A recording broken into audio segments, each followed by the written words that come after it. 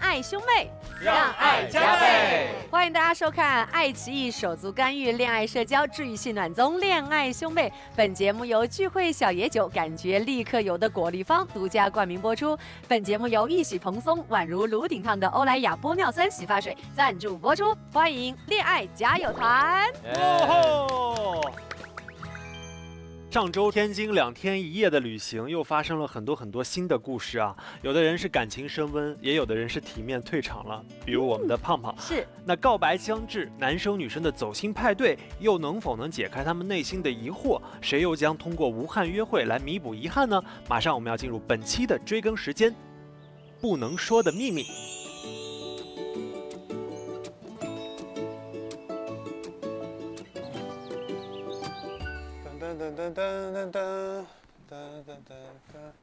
君儿，干嘛？看看你，看我，博哥想我了，博哥。哎呦，直球表达了。你笑什么？向你找花花。啊？向我找花花？我找花花怎么了？你想他了？你管那么多？这个表情给拍下来，拍个停表，跟你讲。来，继续笑，来笑，嘴巴笑歪。真是无语，博哥只记录我，他到处记录。啊，这都吃醋了。完蛋了吧？既然你这么说，我就要把我拍的照片给他俩看了。我是不是有点过分？太过分了！我看看哪张，我看看。我昨天回来车上睡着了。我看看，我不动。你手这样，你手这样。哦，牵手了。哇，我天，我要拍！升温很快哦。对，太可爱了吧！他好坏啊！博，快点，你有没有拍他？他没有，没有。他就说等我睡着了。他说你总有睡着的时候，我说我不会睡的。怎么了？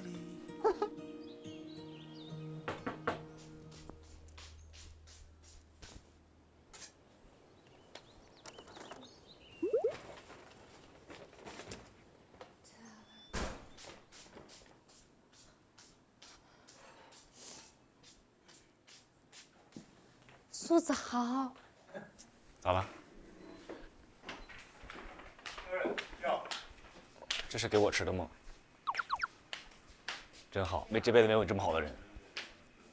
肥牛，盛一点吧，老板，是不是肥牛饭？我们俩一起分。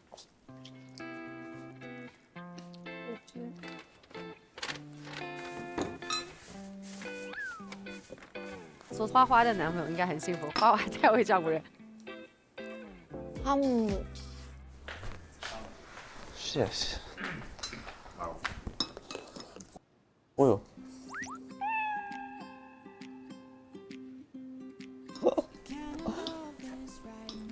好，鳗鱼饭。不是你不吃鳗鱼啊？没有，我昨天说了想吃鳗鱼饭。我想吃鳗鱼饭。你想吃鳗鱼饭？你好突然呀！在巴士上就提了一嘴，我说想吃鳗鱼饭。今天早上就一盒鳗鱼饭，哇，我觉得挺高兴的，有点开心。都好用心的人啊！对，喜欢就是你随口说一句我记住。对，给你买一个。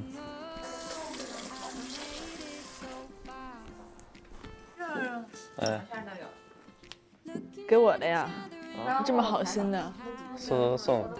哦，苏送的。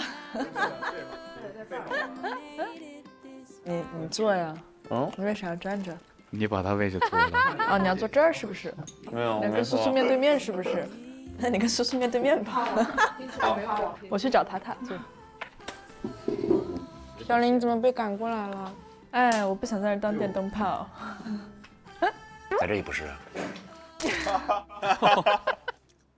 匕首。我掰。看你们俩那比手，比着这样。啊，学到。我 Q 小吴成员，告白将至，为男生和女生准备了不同的走心派对，请你们分别讨论并做出选择。A. 浪漫晚餐 B. 泡汤烧烤。那你们女生选吧，我们男生剩下的就行。那你们去泡汤吧。对，女生有些不能泡。反正我泡不了。行，那男生泡汤。接杯水。哎呦，汤汤行动力好强，立马知道怎么回事儿。叔叔叫什么叔叔？叫宝宝。虚弱。去点暖和的地方。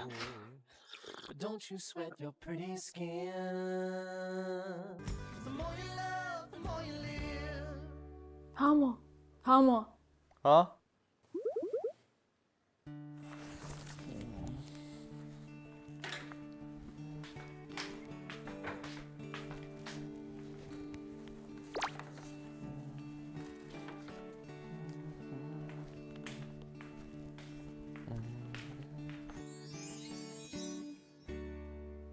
今天晚上你不是要去泡汤吗？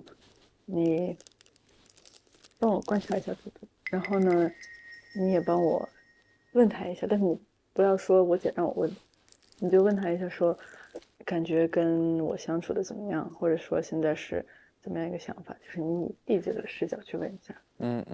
昨天晚上跟欣欣聊了，就是我能感受到他可能对我是有兴趣，但是我自己觉得我做了一些主动的回应也好，反馈也好，我觉得我是给到了的。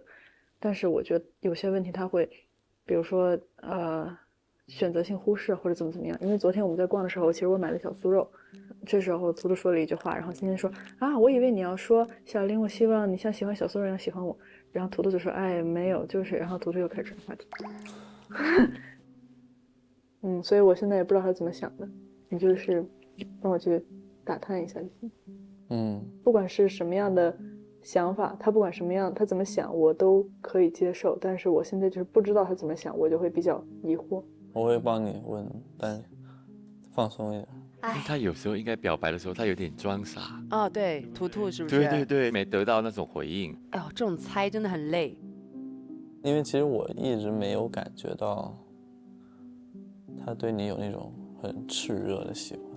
我跟苏苏相处，那我会担心我的任何行为，会让他不高兴，会引来反感，就这种东西。但是我从他跟你相处的时候，我没有感受到，他没有带入到想和你相处的视角来说这个问题。所以我就有点疑惑，小难过吧。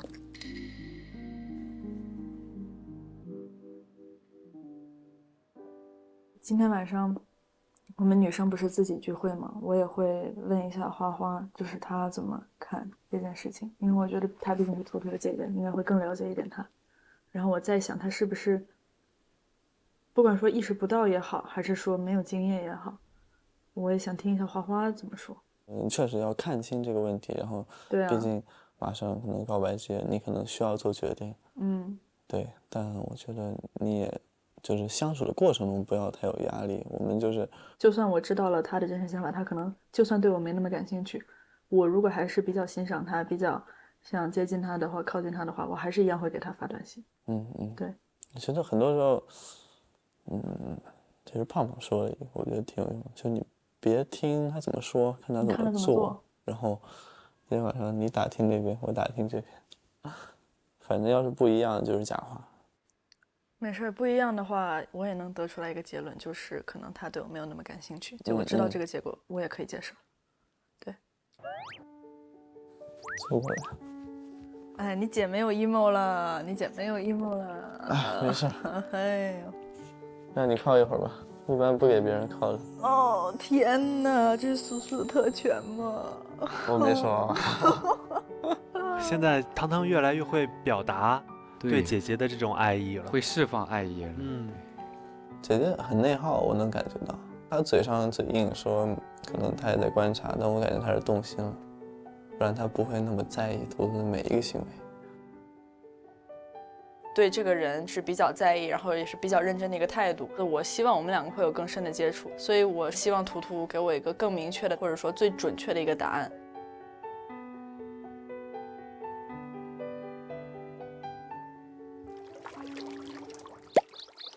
走了走了。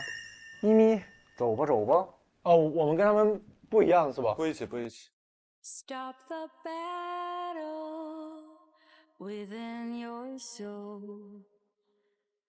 You know it's all in your head. 涂老师，涂老师，走心曲，涂到一个真诚。整个车上我最真诚。你把我放在哪里？我再不真诚，世界上就没有真诚的人。怪不得叫走心派对，各自去问出最敏感的问题了要。都是帮自己的手足在收集情报。对，哇哦！哇，咱们游泳呗？泡这个，关键是这个池能泡5个人吗？可以啊。哇，这还不错。好温馨啊！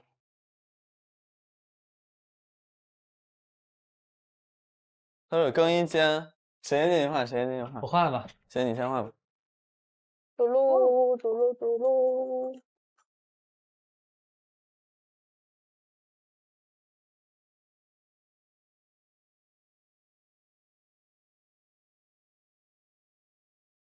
我很好奇他们那边发生什么事情。他们在开心的玩水，他们在玩水吃烧烤。他们5个男生玩水真的好看吗？这个话我想问呢。图图跟胖胖一定是玩最开心那个。不要这样，胖胖进了游泳池，水就没了，好坏就是变成了汗的那个池。啊！我来了，很冷啊。你去那边。不行，我得下去。你们2个坐过来，畅聊畅聊，好舒服啊。放不了吧？能放，能放，它就是放的。哇，吃早餐的就是。还有这个漂浮下午茶。你们没有什么想出自己手足的吗？有啊，那我来吧。姐姐很内耗，所以她很痛苦。她来找我，她拜托我帮她打听打听，观察图图，问问图图。所以我就想，第一个，汤汤带着任务来的，蓄势待发。汤汤先来吧。第一个问题，你给小屋里的几个女生发过心意的？3个。首先就是欣欣，然后是塔塔那天，然后后面小玲。啊，小玲知道他是你约会的第2选择吗？哦，这个很重要，因为他很敏感，他知道要问什么。意境之屋那个是吗？然后那天我是这样想，因为我觉得一天下来，毕竟跟塔塔接触的更多，因为那天我是和他一起去花在那儿嘛。然后后面到了晚上的时候，回家我就和小林接触的更多，所以说当时我的心目中就想接触的就是这2个人。我问的是小林知道吗？他很能抓重点，汤汤可是很会提问的。他不知道吧？你感觉你对小林真诚吗？对，只给啊，其实就该只给。Harry 吃瓜群众的气息太重了，尖锐哦。弟弟审视的眼神，红温了。我觉得我很真诚，就是从第1天我们2个互相发短信那天开始，就是开始接触，然后再包括一起玩啊，包括后面去旅游，都是非常真诚。对。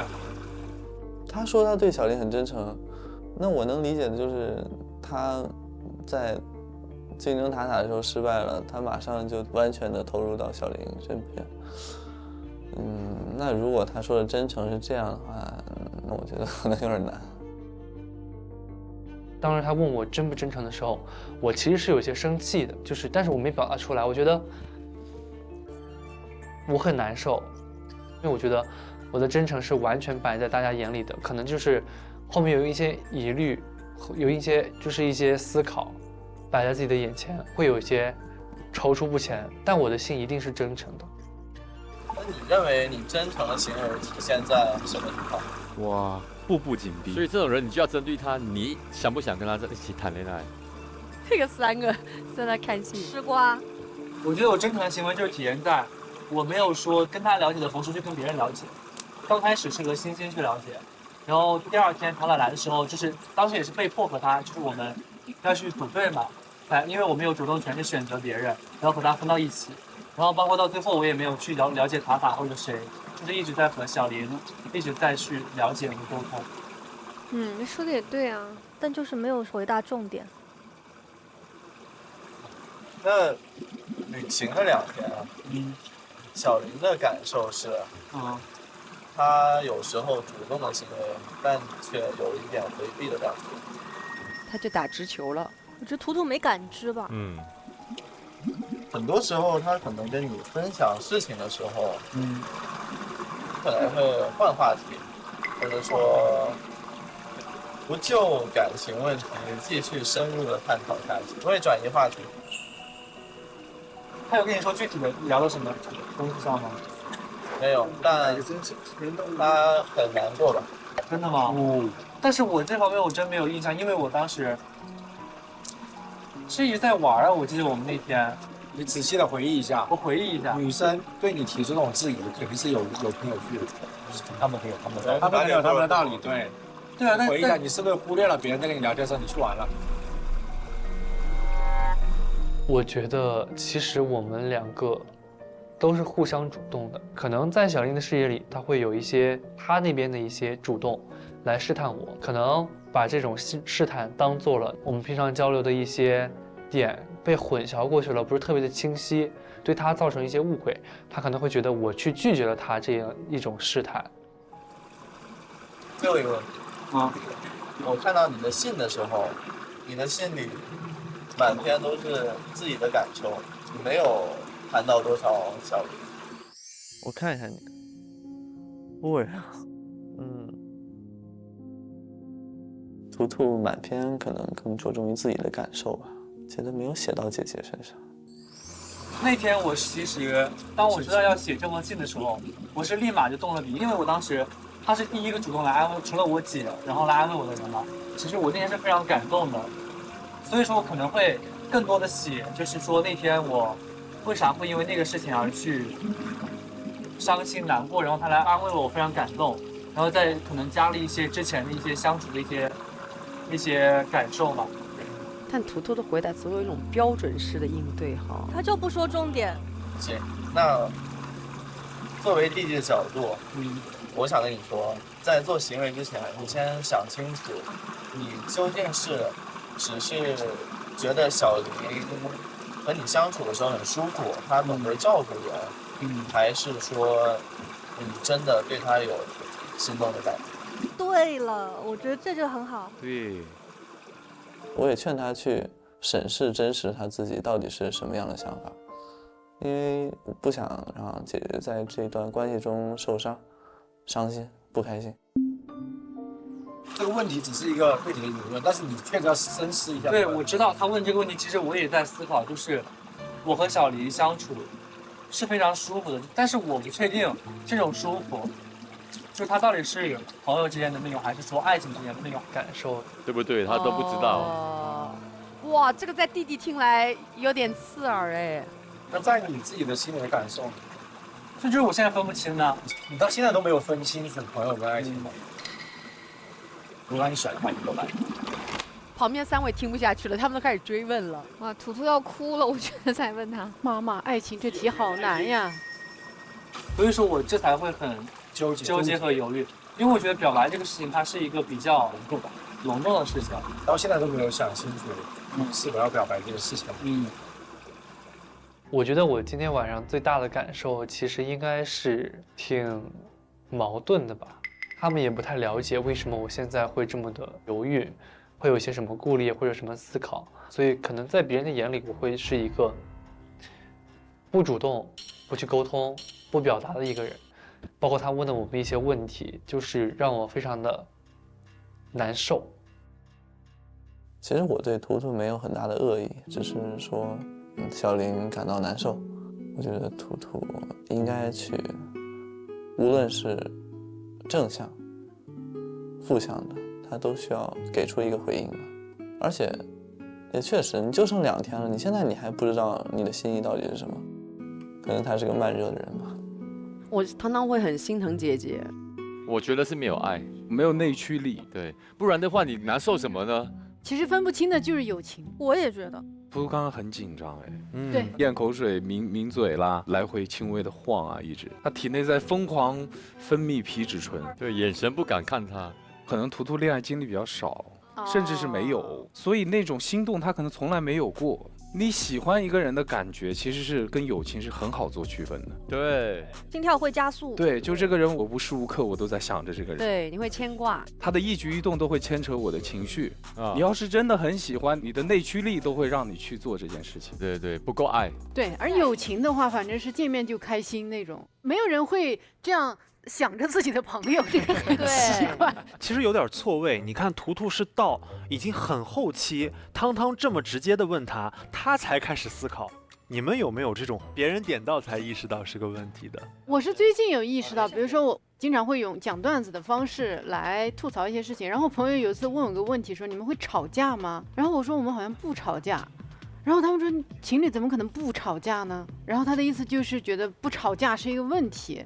但我理解的吵架是那种可能是我无法容忍自己失控那种感觉哈，就因为我从小看我妈跟我爸吵架的，就是他俩如果有问题的方式，我妈从来不会大声，这样我妈就是不理内耗，然后我可能就是也不会这样大吵，所以我理解的就是我们不吵架。但我朋友说你们不能不吵架，我到现在也觉得我是不是得找个机会大吵一样，小吵怡情嘛。啊，但你们一定会有观点的碰撞嘛？对，会交流，有时候会带一些情绪的交流，但是不会是那种说脏话啊，对，也吵不起来。我老公因为中文太不标准，吵不过你。有一次他可能说了个什么，然后我就不理他，然后我就是那种表情很难看嘛，然后他说，你为什么表情这么恶心呢？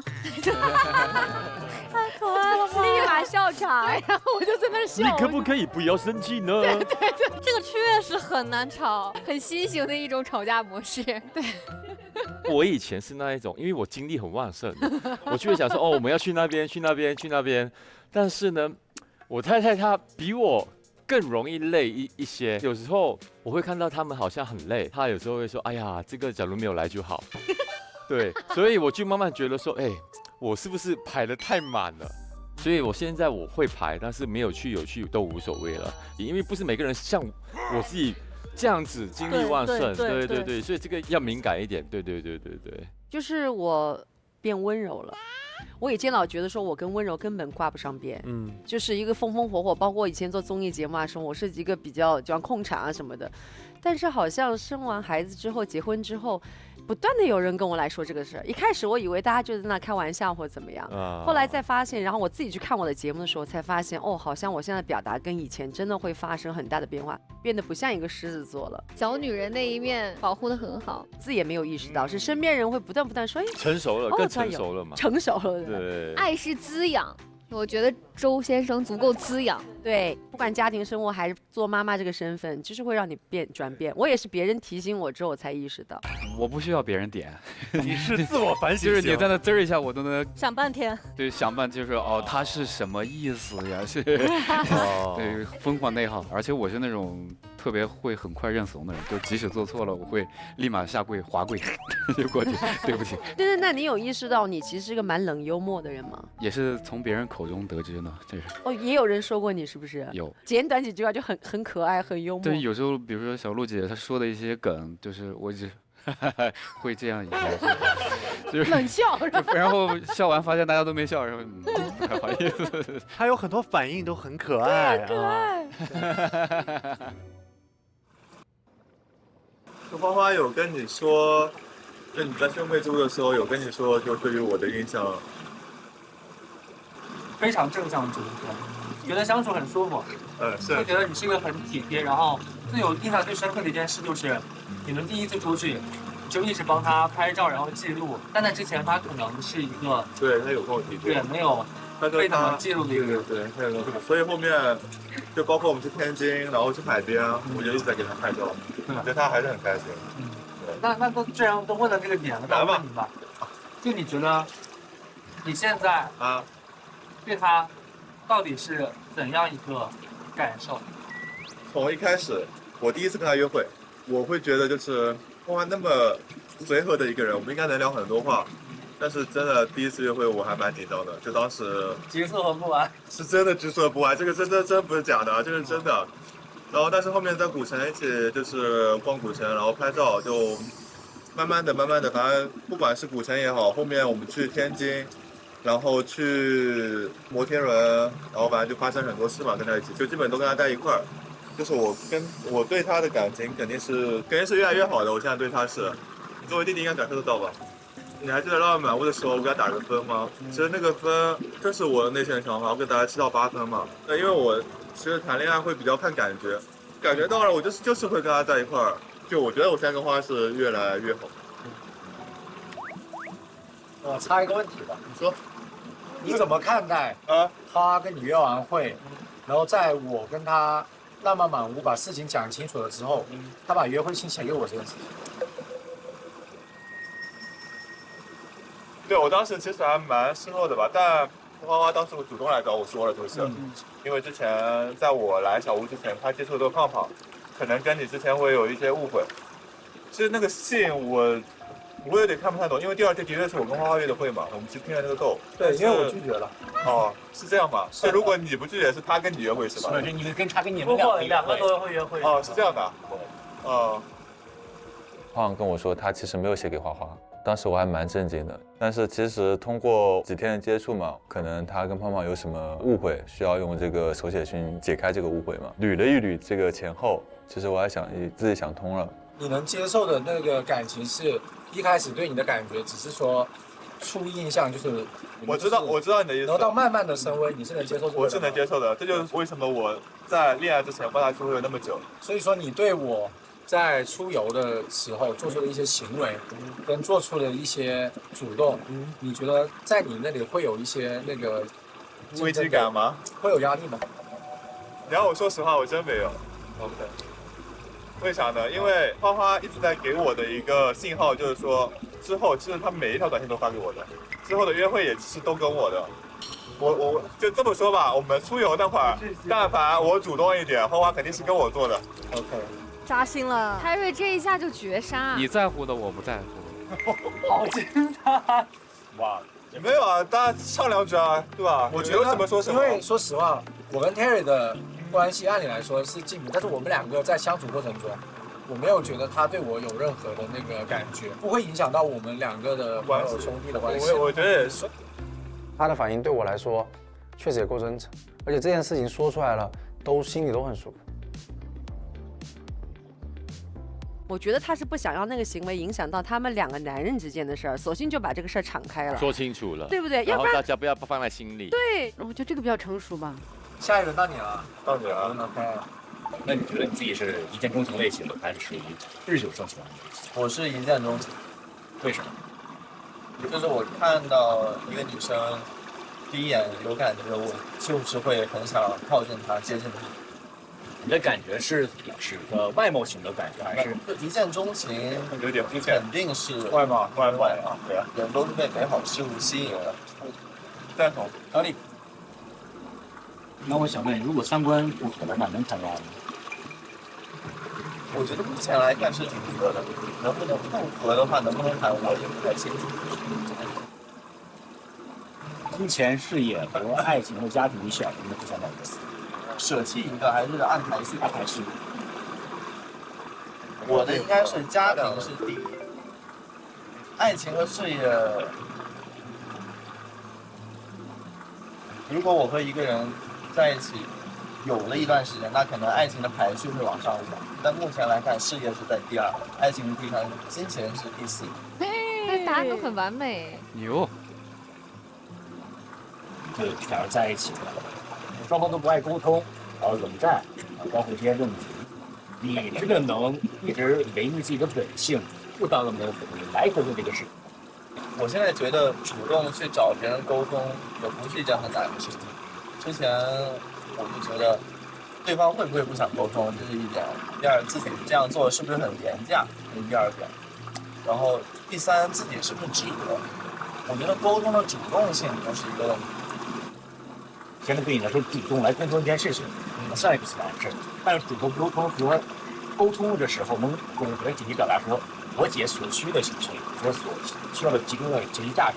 就是我觉得我不太能准确捕捉到你姐姐苏苏不开心的点或者什么，因为我现在不太够了解她，说实话，就是在生活的每一件细小事情上面。但我觉得我可以把我的不开心也好，开心也好，我都表达给她，因为她就是一个直来直去的人。汤汤就很真诚，直接回答你的问题，我完全不回避。我知道你在意的是什么。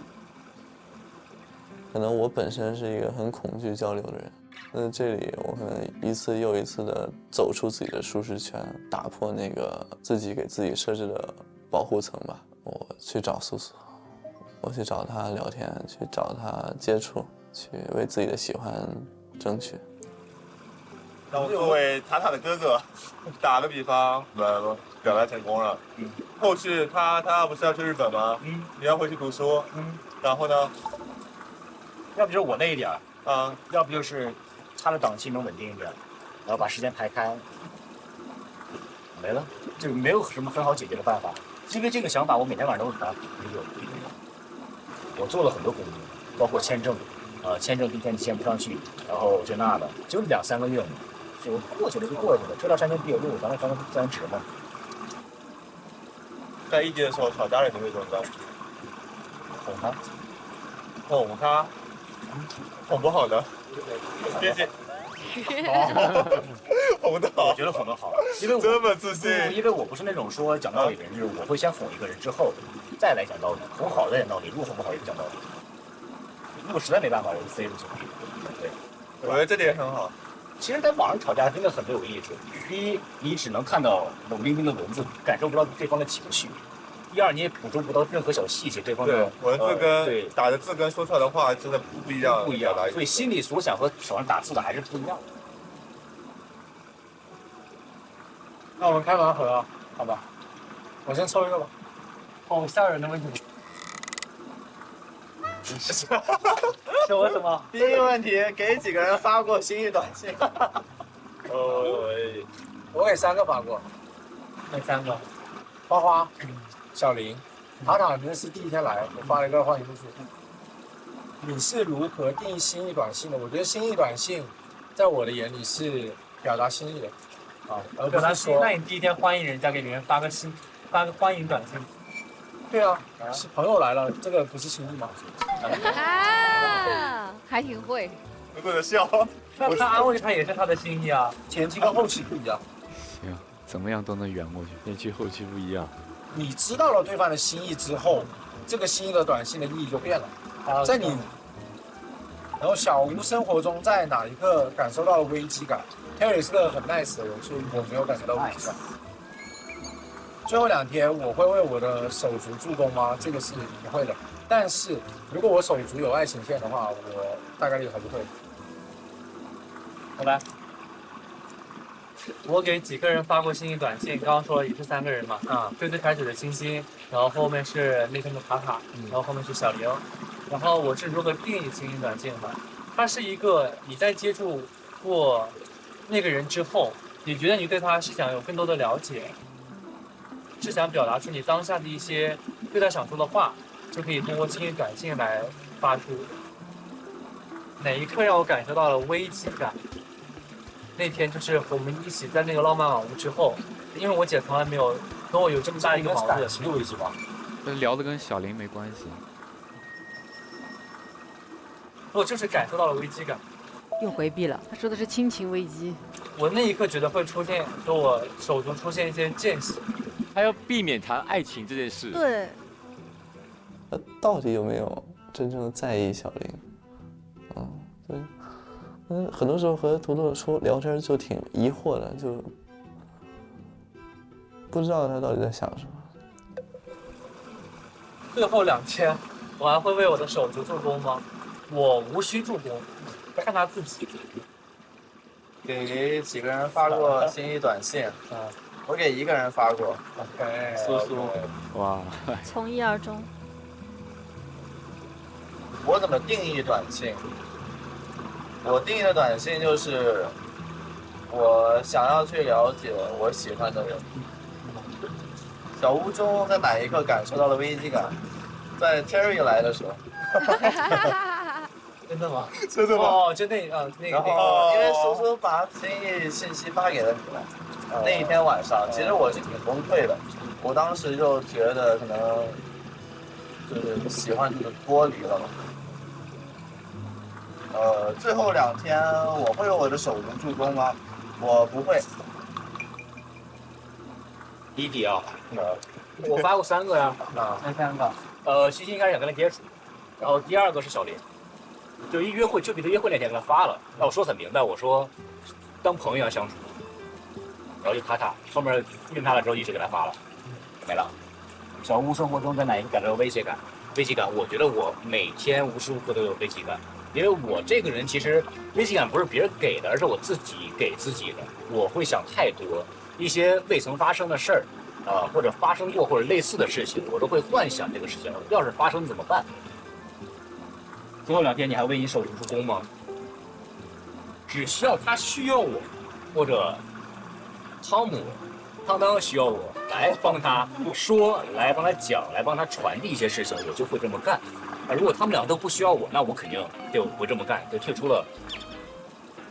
给几个人发过心意短信，我也是3个。第一个发短信的苏苏嘛，因为当时我们4个男人吃饭，大家有问我第一印象对谁最好。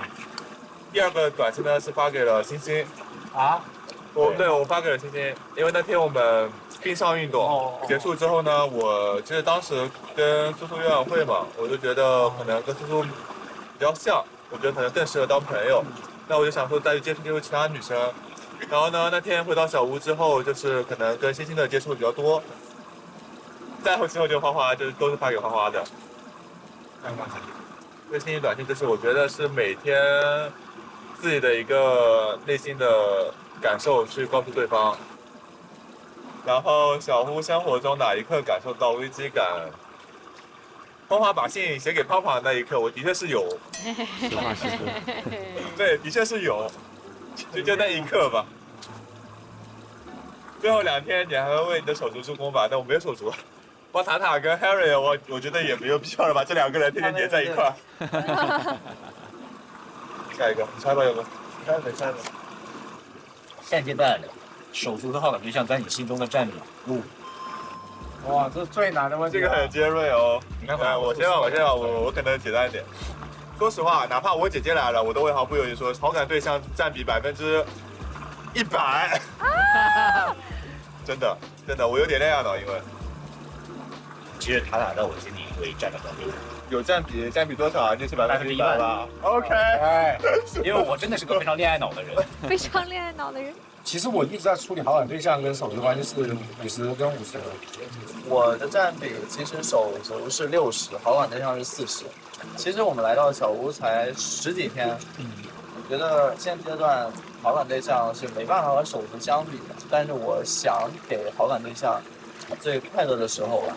有可能会在手足不需要我的时候，会多和好感对象相处。我觉得我应该和汤汤是一样，是6次。那次痛苦，我觉得就是觉得会让我看清楚，觉得手足在我心中是非常非常重要的。收拾一下，然后咱去烧烤吧。烧烤，然后我们再问接下来的2个。对，都烤哥。OK。哇哦，好漂亮啊！又回到最初的起点。我来小屋第1天和每个男生约会就在这里。哦，真的吗？你来过这个地方？是的。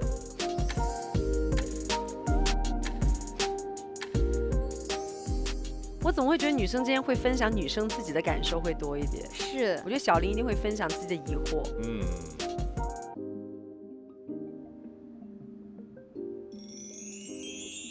玩一个调酒接龙吧，最后了再混一个果粒方进去。可以。怎么？你就是仗着果粒方怎么混都好喝，开始整活是吧？来，搞起。哦。我加一个半杯吧。哇，要不让你来盲选一个果粒方？行，来把他眼睛蒙上。拿你的手，从这儿是第1个，2、3、4，你选。1、2、3、4，白葡萄的。葡萄。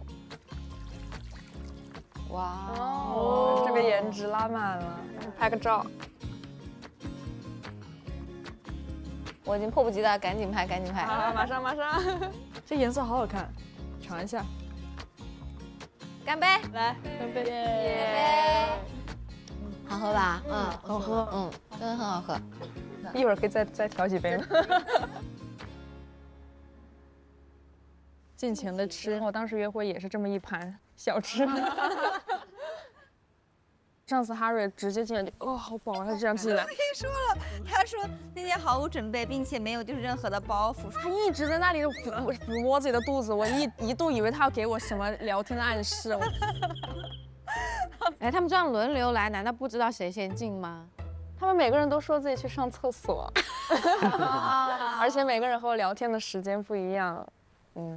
因为这个就是由我决定。哇哦，由你决定，这个人聊5分钟，那个人聊10分钟，反正到点可以续，也可以终止。那你续了吗？续了 Harry 啊，Harry 是唯一加时间的。对，就是确实就是第一天和他聊的最投缘，因为他松弛，因为他肚在撑，他超松弛，超绝松弛感。其实小屋里的男生年纪都很小，对，就是小屋里面你其实没有那么多很主动的，Harry 算是很主动的， Harry 好主动啊，真的好主动。但是我主动的时候他不理我。被拒绝3次仍然勇敢冲锋，罗塔塔。所以，怎么就开始了吗？好恐怖啊！这样，所以你问你在对面，你方便？咪咪炙热的眼神，炙热的大眼睛。要问图图了是吗？看看花花有没有说谎。我比较好奇啊，图图有没有跟你说过他对我是什么印象或者什么感觉？就是从一开始我可能注意他的情感比较多一点，但是当时是前期，我会以为他跟星星相处的比较多的时候，那时候我会问他多一点。后来我自己有试了之后，我就没有太关注，但是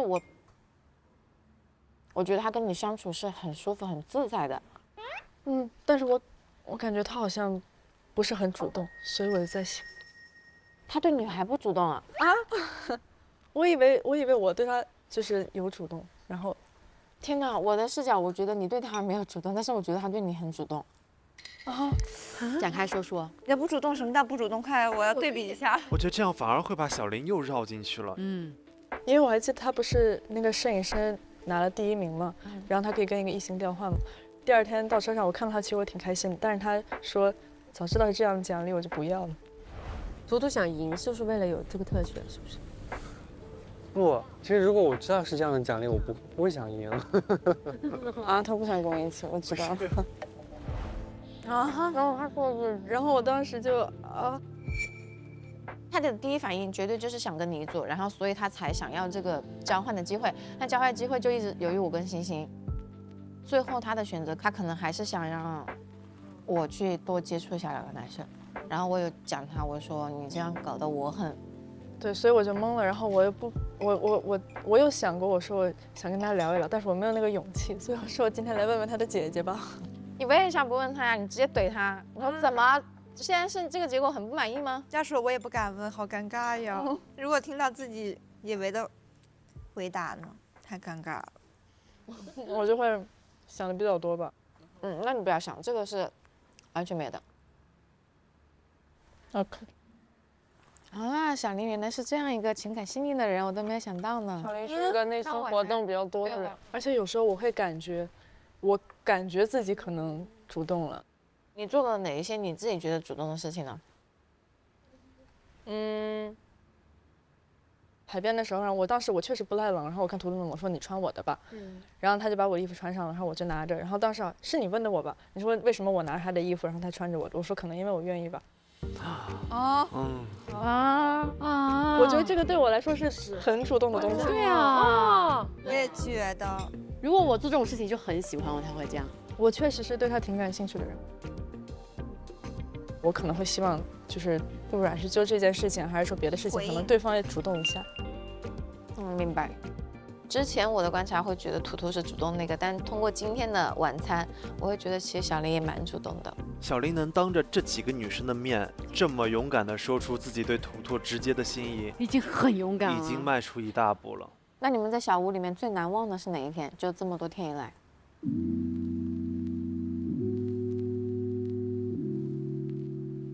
那我肯定就是我过生日那天。哦，你包的呀？你能描述一下吗？下午出去就是先吃饭，但吃饭的时候他就是，他一下一下又一下的拿出一些他准备的一些礼物。一下一下又一下，一下一下又一下是什么？就是他不是一次性拿出来的，你知道吗？他是蛋糕，就是他一会儿给一个，一会儿给一个，一会儿给啥？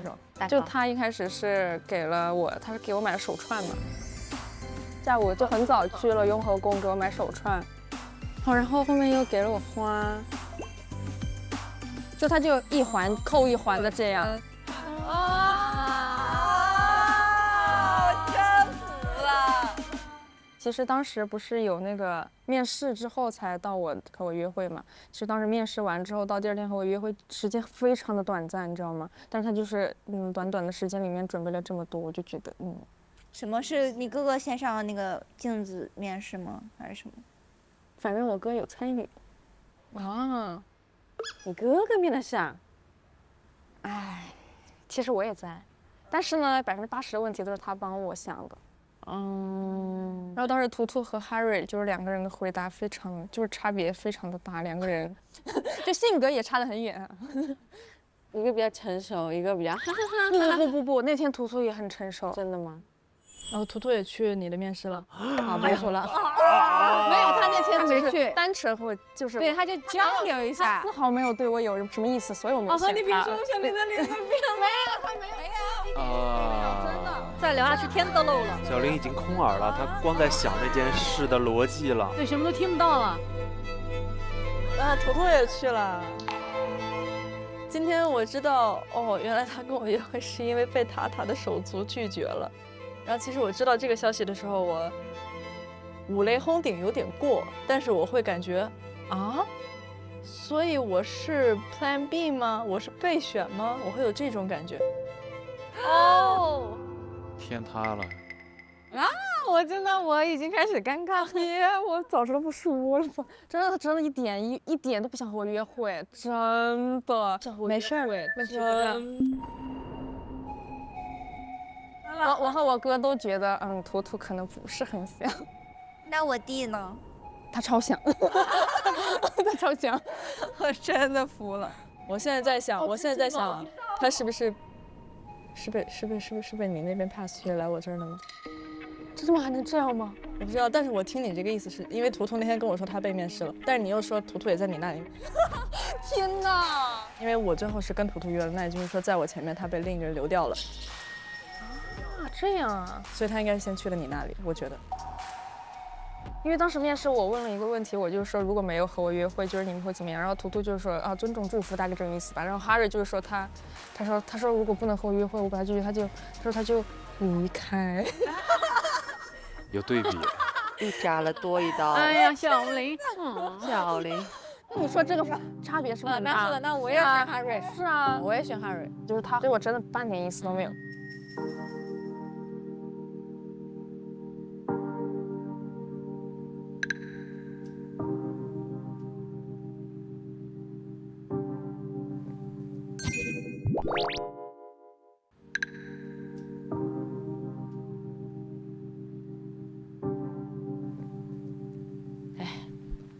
还能割舍了，还能这，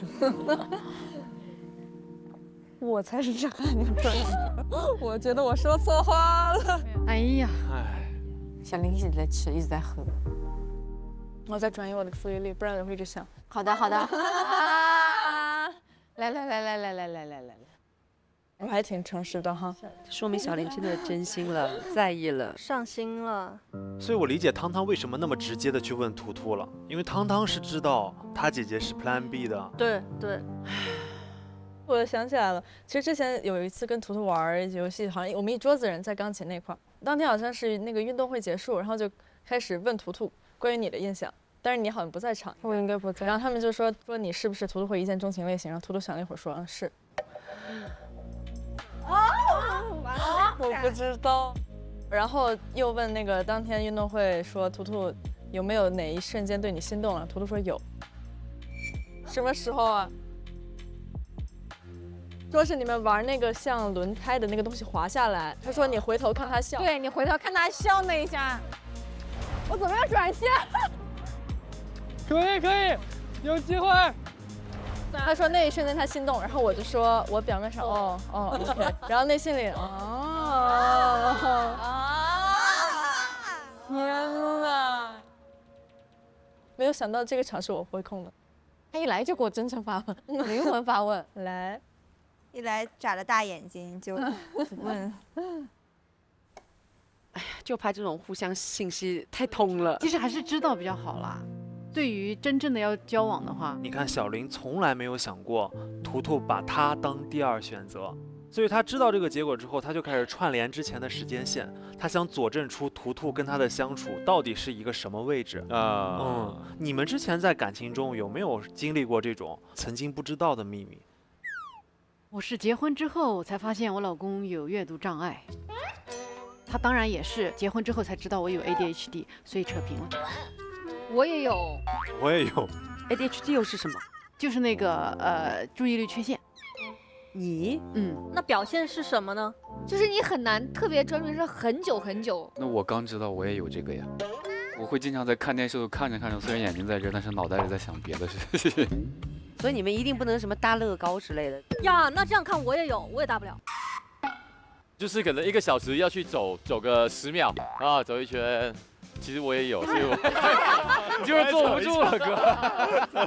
大家都会有点注意力分散的倾向，但是不是说所有人都是 ADHD 好。OK 了。但我是纯没耐心。其实他是右脑比较活跃一些，因为左脑是有序的逻辑因果，右脑就是比较跳脱、灵感、画面、审美、视觉等等这些东西。我一直不觉得是病哎，都有好有坏啊。但是如果看你怎么利用它。对于创作来说的话，它反而可能会好一些，因为我们创作更多来自于灵感嘛。其实我觉得我选对了路，所以它对我有帮助。因为我做喜剧嘛，它就需要你的思维非常发散，跳跃。你不能是顺着这个想，因为你顺着这个想，观众不会笑。但你如果拐到这儿，他们就会笑。哦。好，那我们继续来看烧烤吧，饿了啊。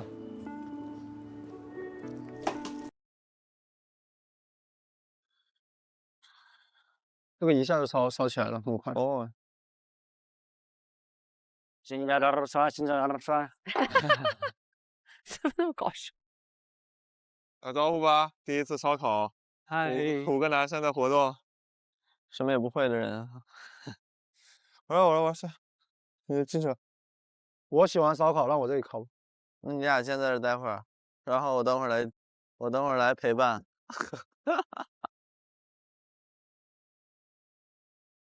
哇。看着挺好。对呀，看着好好吃啊。可以的。昔日对手如今居然同台在烤串，哈哈，哈哈，非常温馨的画面啊。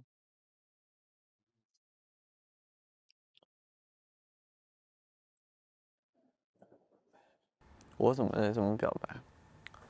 我还在想说是。我别想了，反正就明后天的事儿了。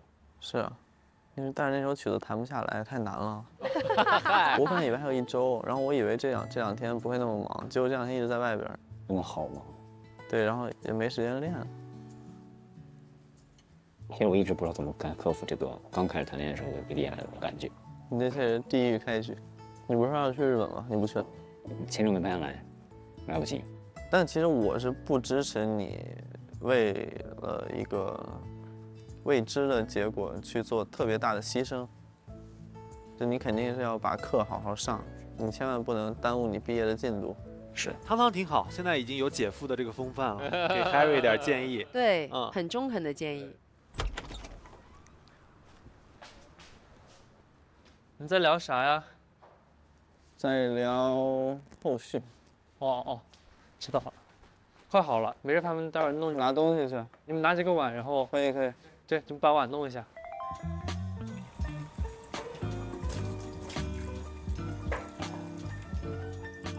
图图，你把那个胡椒面拿进来，你们到时候不够辣自己加。好。先吃一点吧。再吃一点吧。先都拿过来吧，看几个再说。80。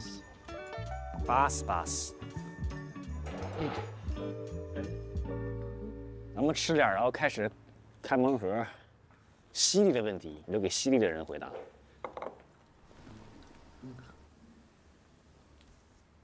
哇，好吃！辣牛肉就是，哇，爽。再烤一波吧。再烤，我们俩先吃这种嘛，对吧？我觉得他们女孩子那个浪漫晚餐，他们聊肯定比咱们还。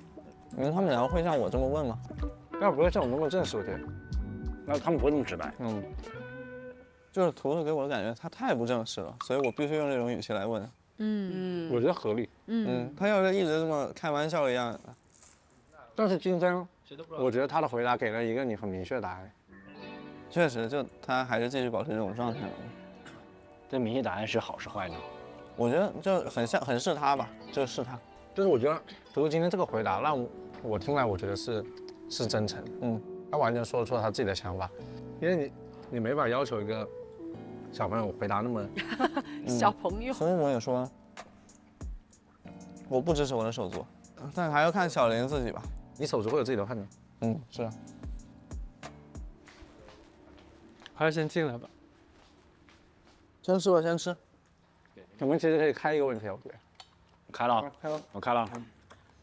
你是否接受手足正在接触的异性？为什么？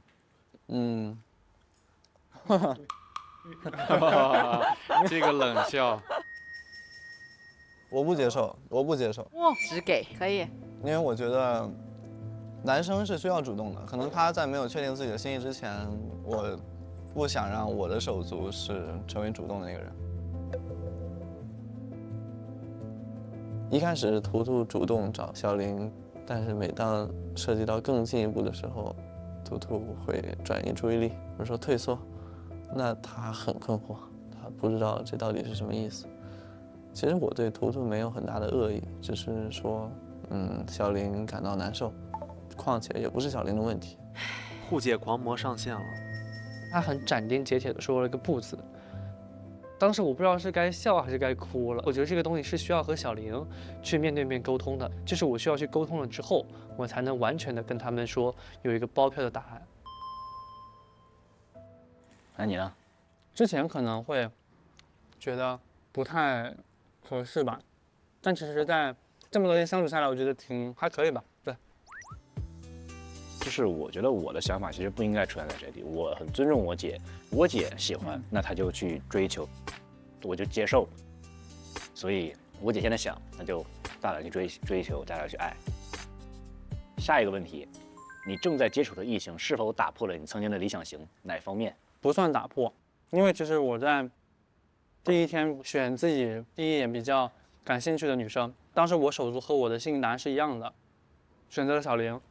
我拿花花举例子吧，是我的正常的作品，所以说刚开始第一天，星星帮我投理想型的时候，他投给了花花，这是很符合理想型。我算是吧，因为我其实还比较看感觉。你说理不理想，就是感觉到了，就是理想型。就是你之前没有谈过这种类似这种类型的吗？我其实之前谈的类型差别还蛮大的。明白。我觉得我是打破了。我之前可能偏向于酷酷帅帅的女孩子，但可能其实我跟酷酷帅帅的女孩子相处就更别扭，两个根本就不说话，然后也都不主动，一有问题就闷着，最后到一个阈值就完全感觉相处不下去吧。然后感觉遇到一个挺可爱的，然后特别动心。那我回答一下吧，行。其实我前面跟欣欣也接触过，当时我就觉得欣欣能跟我聊得来，能比较懂我。当时我就觉得你可能比我大，然后我想是接触一下。然后后面发现呢，其实，在冰雪的时候，我们其实坐了一个车，当时我们聊天，其实很多话题聊不到一块儿去。然后后面约会呢，接触了塔塔，塔塔就是突破了我曾经理想型。我确实不太喜欢短头发的女生，不是说她们不好看，只是不太符合我的审美点。然后后面就越来越接触，就越来越好，她好看，包括性格方面也特别合得来，然后三观也合得来。确实的，我觉得一开始接触女生，应该都在接触，所以我觉得这个是合理。这件事情我对你从一开始有一点觉得你做事的风格不行，到后面我对你的做事风格是有时候有点认同，我觉得这样很好。我觉得一个男人这种事情果断一点少，这个是这做法我是认同的。胖胖来了，问点轻松一点的问题，小屋里谁曾是你的竞争对手？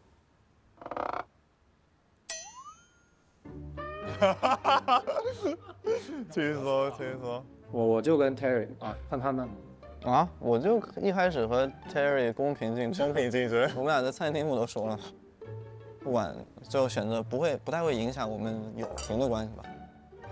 你知道胖胖一开始对小林有意思吗？啊，我觉得他那种意思，因为他之前和花花接触过，我觉得他可能更多的是偏向于花花。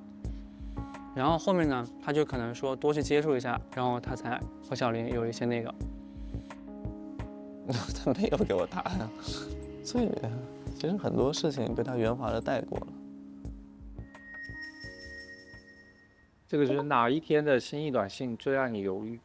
我最犹豫的就是当时冰雪那天发给谁？发给欣欣还是发给塔塔？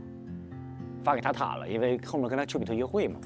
就聊特别来，然后就当时我就约完会我就说，哦，可能就是他了。那天我特别犹豫，对，我没有犹豫过，我也差不多没有犹豫，没有人好，我有犹豫。其实我第3天是比较犹豫，就是冰雪过后的第3天，我是在犹豫发给就花花还是小林，反正就他们2个我有犹豫过。我觉得每天的心意短信都是表达我们当下的相处的感受，也不是说。都是向好的一个，就是表达自己的内心的最真实的想法，没有说犹不犹豫吧。官方答案来了，对，又开始了。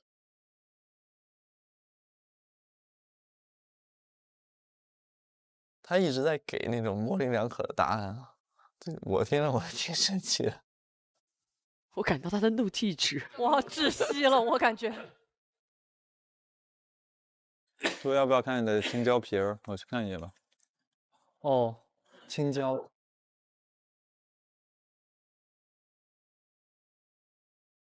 不是胖胖表现挺明显啊，一开始对小林有意思。哦，后面中期的时候就滑雪那会儿是有的。但图图居然不知道。我也不知道他知不知道，我感觉他有可能知道。那他刚才说他没感受到，但是有可能不好意思吧。主要是每个人的行为，大家都能自己说清楚是什么意思。你又说你很坚定，你又说你很真诚，那你什么行为也没有。那我得对我姐负责吧？吃饱了吗？有点饱了。我也吃饱了。猪猪想吃青椒，吃辣的。哇天哪！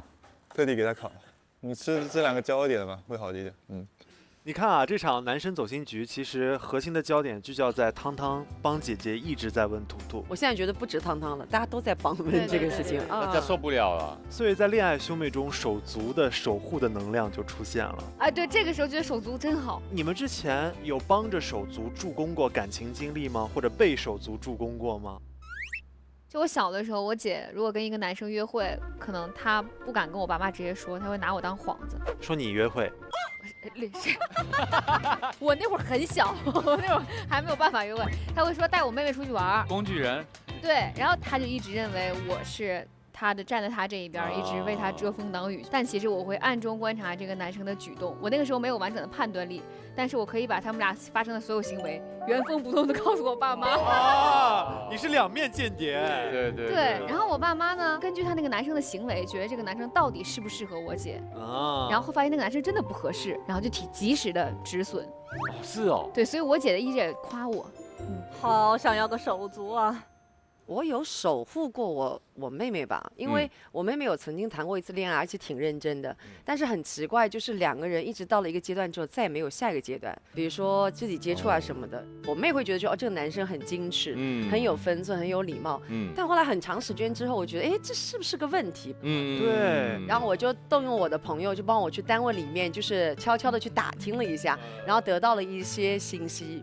我就跟我那个朋友说，我说你去带话给他，你就说我知道了。我说让你有礼貌的、有分寸的，你去把这个事情解决掉，但是前提不能伤害我妹妹。后来就没过多久，我妹就告诉我他们俩分手了。但是我觉得这个现在挺好，我们也一个人生活得很开心，至少守护了当时最需要守护时候的她。因为那个事情很不正常。对。我姐姐她之前也是在出国读书嘛，然后我跟她的男朋友很好，但是我会常常就是去把关她有没有什么做对不起我姐的事。我也希望说以后我的儿子跟我的女儿他们谈恋爱可以一起出去。是的，是的。哇，我觉得非常棒。因为我跟我太太也是一样，跟她的姐姐也是我们常常一起出去的，我觉得很有帮助。我就是因为自己没有手足，我老是去外面接单。接单？就帮别人。我那会儿上学的时候，我就给我一个朋友当过一个邮递员，就他递情书，他又不敢，然后我就去帮他干这个事。你好勇啊！我本来是有个事情想说，但是确实 ADHD， 现在不知道自己刚才要说什么，就真的1秒钟，然后我刚刚还，我真的完全忘了。好，我们继续来看。盲盒。谢谢。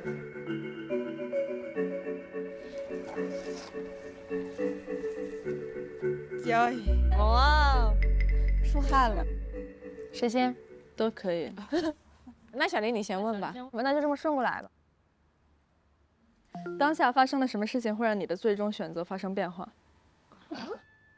好尖锐，好尖锐啊！我天哪！我们能坐近一点吗？紧张，我鸡皮疙瘩都起来了，我不知道怎么回答这个问题。他做什么？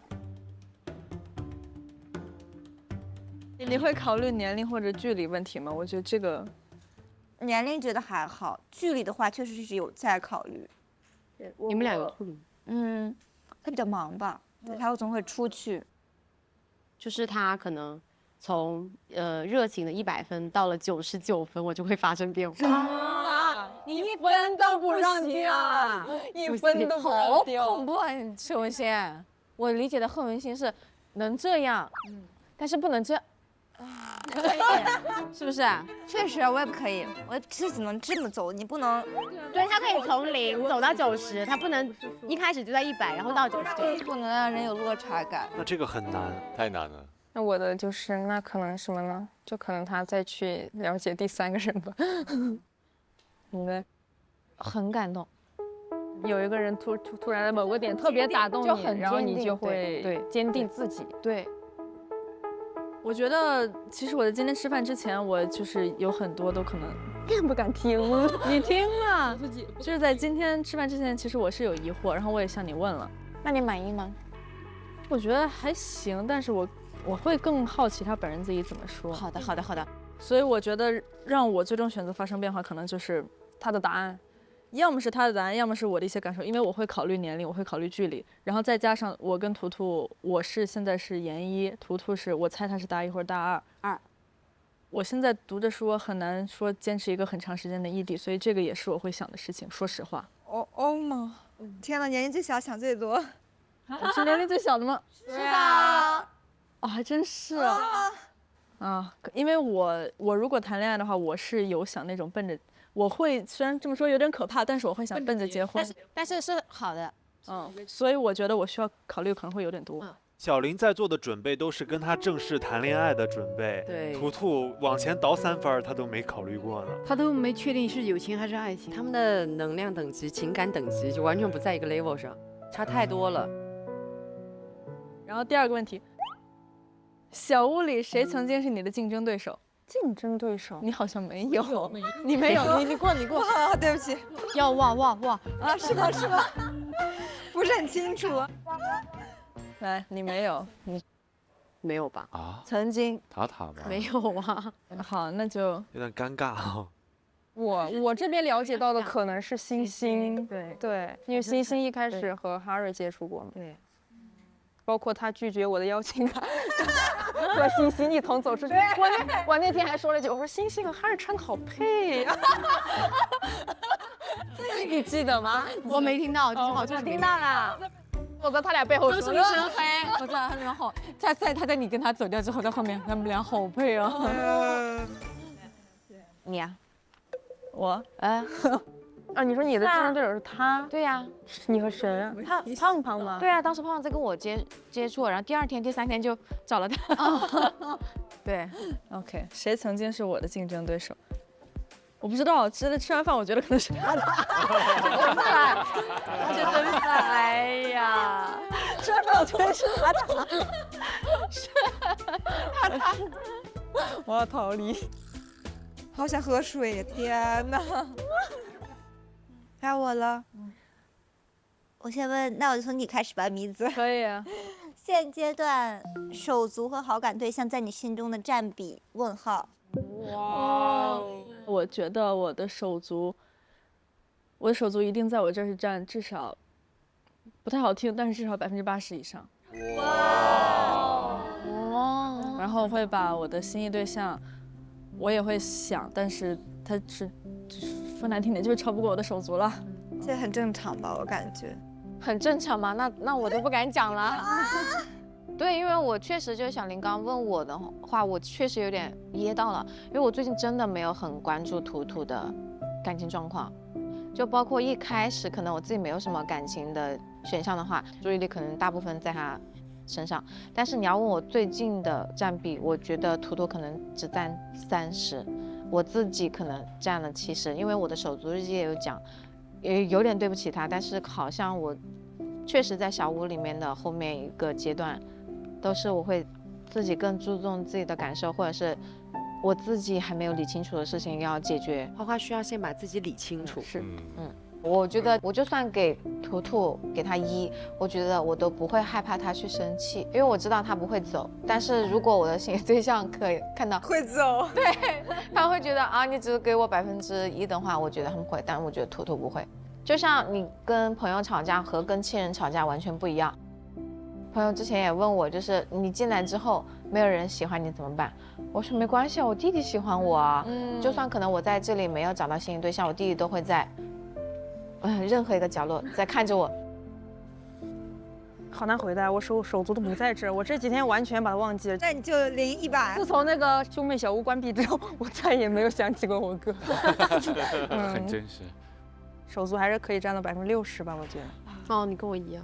好吧，就我最没良心了，不能这么说，毕竟接触的时间还是没有这么久嘛。我也是，就是我现在没有心仪对象，但是如果有的话，就是胖胖应该是占60%。我也是60-40，差不多这样子。就手足40吧。手足6啊，那还能手足4啊？100%。没有，其实一开始我也没想到我会这么在意汤姆，因为说实话我。那天哭就是因为他哭没，也是我印象里第一次因为他而哭，所以我会意识到哦，原来他在我这儿可以。真的，其实在来这里之前没有觉得手足对自己来说有多么重要的意义。你正在接触的对象是因为真心喜欢，还是想找个搭子？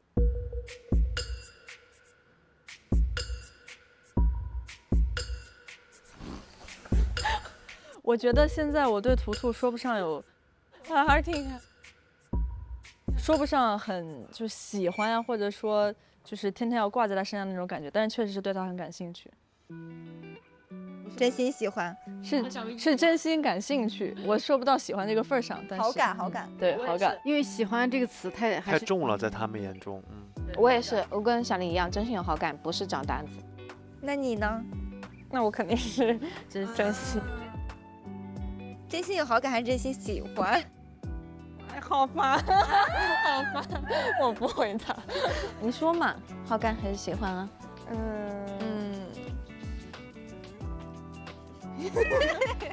可能两者中间吧。其实我觉得是。行，不用说，行，搭子都不找。真心独美。可以，我跳过。我也不用回答了吧？你回答。我还要回答，我没有想，不是想找个搭子。那你是真心喜欢还是？我要问回去，就是跟他一样吧，我不想回答。那你刚刚猛问我？哎呀，我是帮别人问的。我问，最后2天你还会为你的手足助攻吗？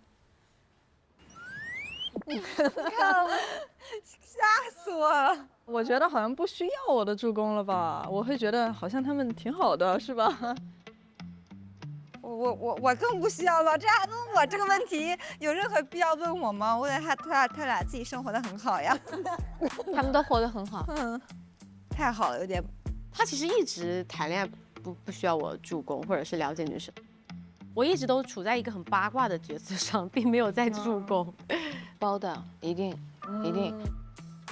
我来吧，你是否接受手足正在接触的异性？为什么？我非常接受，我觉得很不错。继续，继续。谢谢。你看我接不接受呢？我看你紧张了。你小心点。很接受啊，每天助攻累死了，每天2遍叨，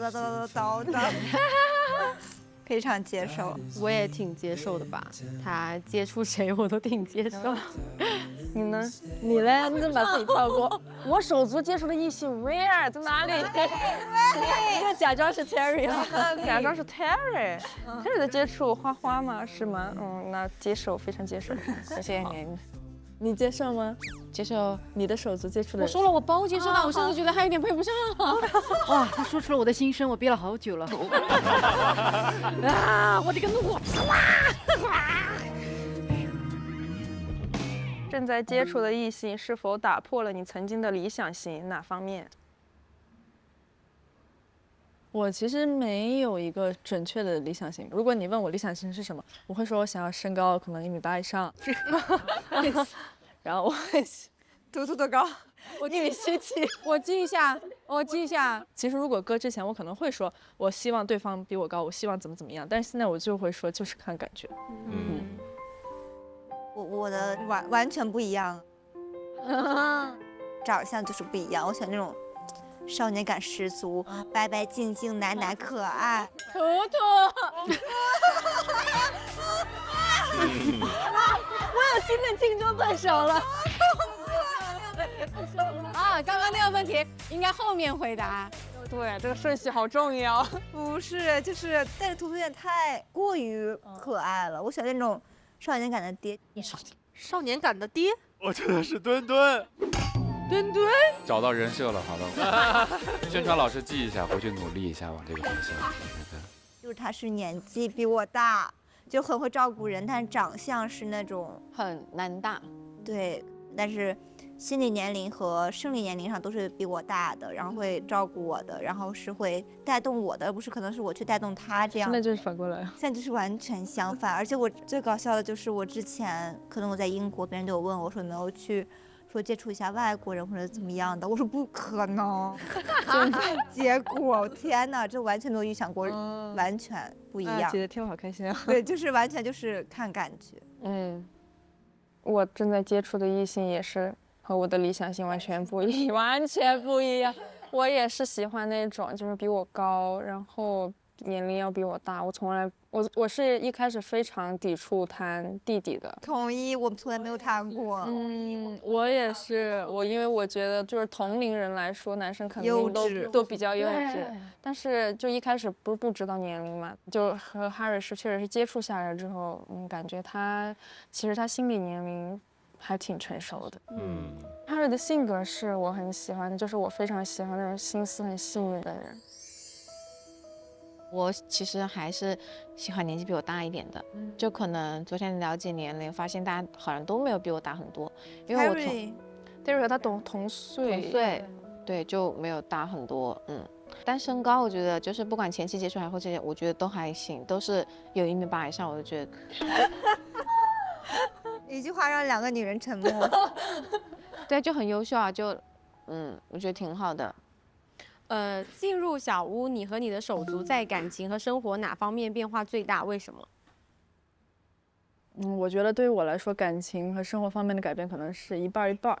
因为在感情方面，确实我以前没有想到过我会有理想型的这种定义，然后我也没有想到我会对图图现在比较感兴趣，因为他不是我的理想型的样子。然后在生活方面的话，就是像我刚刚提到的，我可能跟我弟之前接触就会路人甲路人乙，但现在就会真正意识到不一样。然后我觉得我弟的话也是，我之前从来没有想到过他会站上舞台去讲一段话，然后去传达心意，这是他从来没干过的事情。而且就不说他上台干什么，他连上台都不怎么上。然后我们俩各为对方哭了一次吧，我觉得这个说实话之前从来没有过。我感觉他在生活上变化比较大吧，因为他可能他是一个很畏惧镜头的一个人，对，他在来之前可能就是也非常非常的焦虑，以及就是抗拒吧，就感觉就不是很想来，就感觉会想很多，哎呀，我的论文写不完怎么办呀？哎，没有人喜欢我怎么办呀？乱七八糟的，就这那的。然后后面来了之后，发现过得比我好多了，对。然后他的感情，我感觉他感情他就是一直都是真诚热烈吧，然后对女孩很好，所以我就觉得他不会有那种会让女孩觉得有落差感。我生活上其实我感觉没有什么改变，然后感情上的话，我感觉我变化好大呀。我之前是超级闷的人，我巨憋，就是我这辈子都可能没有主动过一次，从未。更别说让我去主动跟别人解开误会，或者是主动找别人说话。对，就本来我是个特别被动的人。对，到我，我觉得我可能是在生活方面变化比较大吧，因为我长期是一个人住的，然后呢，在小屋里面很多人，我就开始会可能问一下你要什么呀，我要什么，就可能关心别人、照顾别人情绪比较多吧。然后胖胖的话，他也是就我们俩其实生活上都很独立，所以生活上的改变也是规律了一点。但在感情上，我觉得他是有变化的。他平时是一个比较果断的人，就是很直接，然后处理感情可能就是不拖泥带水的。然后来这边，他可能就是会也不想就是错过，然后会想很多吧，然后自己每天在思想斗争，想很多事情。看到他犹豫不决的一面，我非常开心，因为就是他可以不用说我，因为他每天就是觉得他做得很好，然后呢就会念我，觉得我哪做得不够好，然后我现在说你做得很好吗？所以你有什么资格说我？他说我再也不说你了，你以后就是自由去飞翔。我就说下我自己吧，手足不在。然后我的话，生活其实变化不是太大，就差不多嘛。然后感情方面的话，确实还是有很多变化。像这种大家聚在一起的这种局，我是那种就我不会主动和大家融入，我会一个人待在旁边，这种不说话。但是来到这里，就是我觉得我还是各方面都有变得更主动一些，也会主动和大家一起玩，一起说话。在感情方面，就是和苏苏差不多，就是我也是一个就是很被动的人，其实，但是我觉得我来到这里，我对自己有了一个很清晰的认知，就是我觉得我自己某些方面还蛮主动的，对，我也没有想到自己会这样，其实。加以同意。这样。我觉得他可能感情上变化会大一点，因为我从来没有参与过我手足从认识到追求再到一起相处的过程，所以其实我有看到他一直在黏在你身边，围着他新的女生在转，因为以前我感觉都是别人围着他在转，所以现在这样已经算主动了，是不是？对，所以这一次我有看到他在稍微主动，可能你感觉不到，其实对于我来说，我也并没有觉得他很主动，这是我自己的心里话。然后在生活上面还是一样，就没烦恼，吃了睡，睡了吃，对。唯一不同的就是看我情绪不好的时候给我煮了4个汤圆，不掉的汤圆。然后我自己的话，我觉得我其实感情和生活都蛮大的，都有很大的成长，每个人。其实我来这个小屋，我觉得交到的第一个好朋友是星星，但是就是我会有点尴尬，我不太敢去靠近他了。为什么？因为胖胖的这层关系是吗？我不知道是敏感怎么，我也有感觉到，其实我们两个没有像刚开始。就是可以无话不谈，就是没有那么好了，所以我感觉我这几天我也有刻意的去回避你，我不知道你有没有发现，其实我也不敢跟你说太多，因为我觉得好像不说不好，说多了也不好。我也有你这样的对，其实感觉我有点害怕你给我太多的信息，然后因为我自己会想很多，然后我翻译到胖胖那里又是另外一个版本。对因为我情绪也是那种比较有起伏的，花花给我传达的，我会添油加醋的再给他，然后他那一把火又燃了，他就觉得我又可以了，我又冲他就说我要去告白，我很怕他这样，我就很平。他这2天问我，我就会说我在思考我自己的事情。也不容易。在我这里觉得，就是你选了小吴的任何一个男生，我都是会很祝福，然后我觉得是不会影响我们的友谊的。就因为他可能我们的联系会更紧密，但是也不会说影响我喜欢你的程度啊，或者是我们2个好的程度。就是你跟任何一个人在一起，我都是会很开心，会替你很开心。你俩干一个吧。干一杯，干一杯，干一杯，干一杯。好坦诚哦，有啥说啥。昨天在你们外人看来，其实我们很抓马，对不对？我跟 Terry 还有胖胖一组，但是我跟你讲，胖胖昨天真的巨好。怎么说？他并没有让我很难堪，我感觉他有怕我可能会被推到风口浪尖，他会主动去帮我避免掉一些麻烦。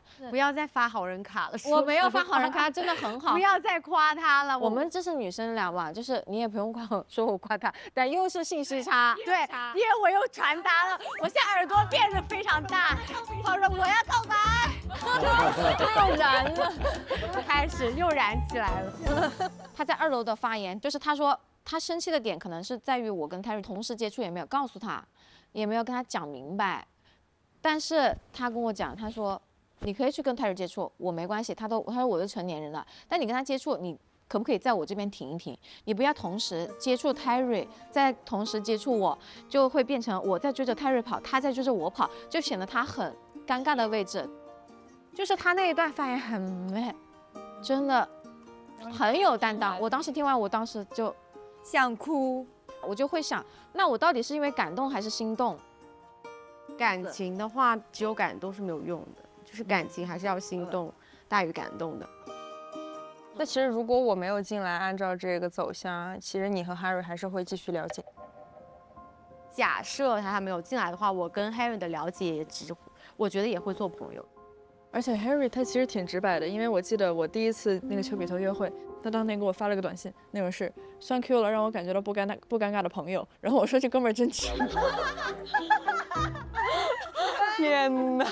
就包括我后面跟他相处，有时候我会觉得他怎么老在我雷区蹦迪。对，就是他也是一直在我的雷区蹦迪，然后一开始胖胖就一直说你为什么给他发，然后我就说因为我们聊的比较多，其他人都有就别人在就是相处嘛。我当时是知道他那天跟你约完会之后，他就发给了你之后，然后我就也没有再。但那天我没发给他，因为我发给图图了。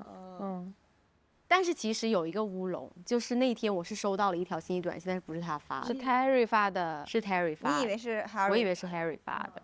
胖胖是有一点生气的当天，因为他觉得不知道他是什么意思嘛。后来我跟他说，其实那并不是人家发给我，他说那就很合理，就是人家是很合理。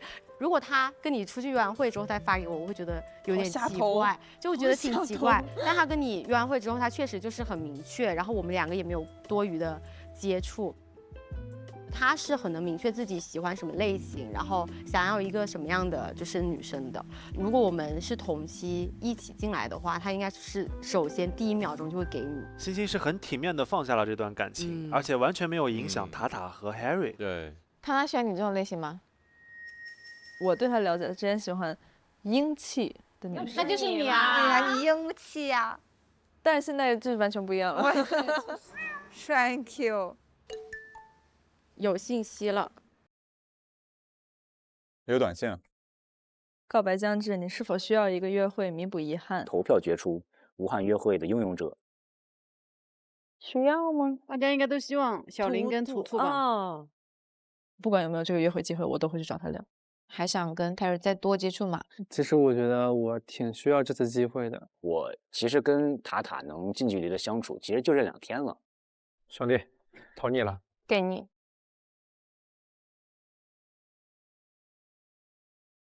每期节目呢，我们会根据当期内容决定推理内容。那本期的推理内容就是，究竟哪2位会获得无憾约会的机会？本次为个人战，请各位将答案写在题板上。答对的人呢，会获得1枚果立方衍生徽章。最后一期节目中，获得果立方衍生徽章数量最多的嘉宾，将会获得由果立方为你提供的神秘大奖。好的，下面让我们进入恋爱兄妹的果立方带感时刻。那我们都写完了，公布答案。图图小林，图图小林，图图小林，图图小，只有木春老师写了花花 Harry， 是为什么？因为他们不是分开的嘛，所以他们未必是会投中要约会的那一对。有道理。所以我就想说 ，Harry 他不是有分离焦虑嘛？现阶段马上要跟给他们机会。那到底答案是什么样的呢？下面我们要进入聚会小野酒，感觉立刻有的果立方带感揭秘时刻。有信息了。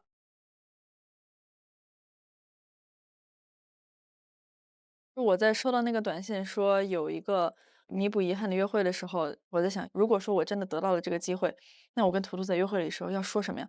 然后我就很纠结，很纠结，不会到时候闹得很难看吧？不会我们连朋友都做不成吧？我不想要这样的结果。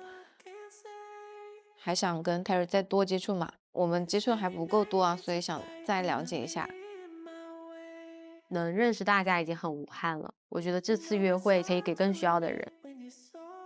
我觉得给别人更多的机会吧，让他们脱接触。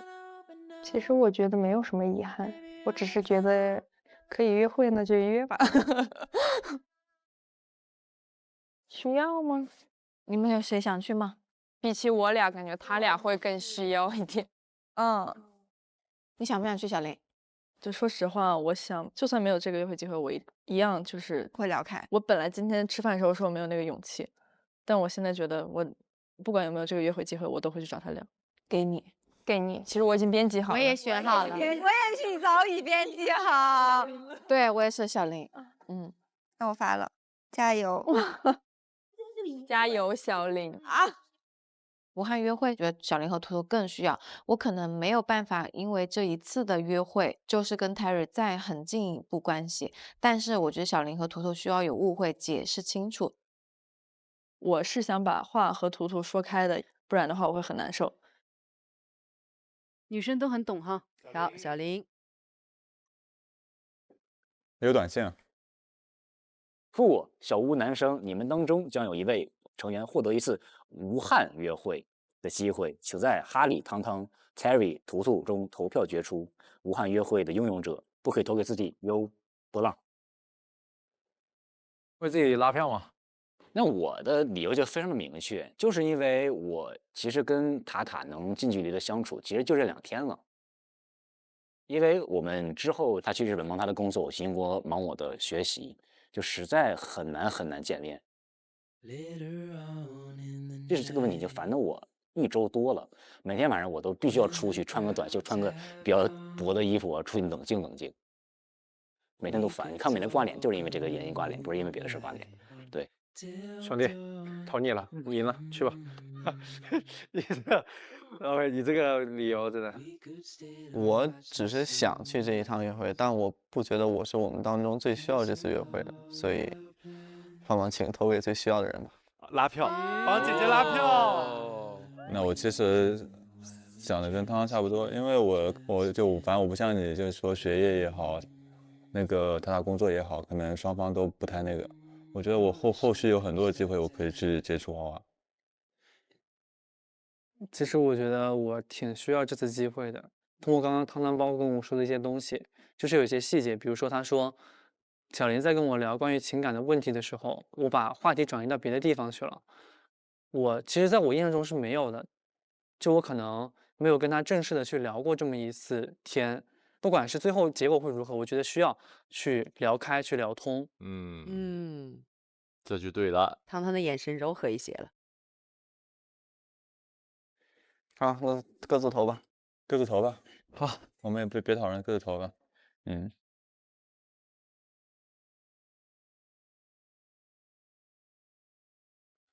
我是想去这个约会的，再和苏苏一起出去玩一下，多相处一点。但是我觉得图图更需要这个约会，就算你明天还是不给答案，起码你们俩是相处1天，小林不会去纠结这个事情，那他就可以少内耗1整天。哪怕明天没有成功的约会，今天晚上我也会去开心一只屋，去和他真正的就是坐下来聊这件事情，跟小林好好的谈一谈，要不然我觉得不说开的话，会是我心中的一个遗憾。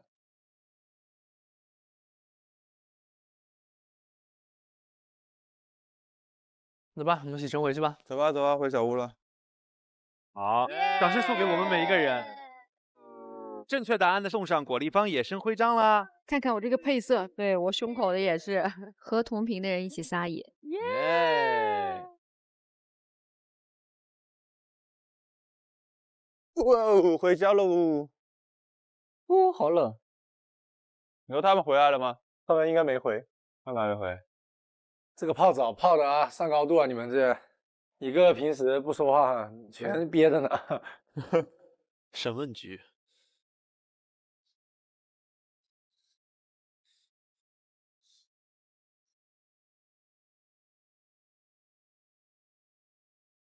我在走进去之后，很走心，就是走的让我就是深入自己的内心去思考，甚至都有一些自我怀疑，难道我真的有那么差劲吗？怀疑的不应该是这个，这不是差劲的问题啊！我也不知道该如何去表达我的内心的感受了。他的意思是他已经主动了，但为什么你们都没感觉到？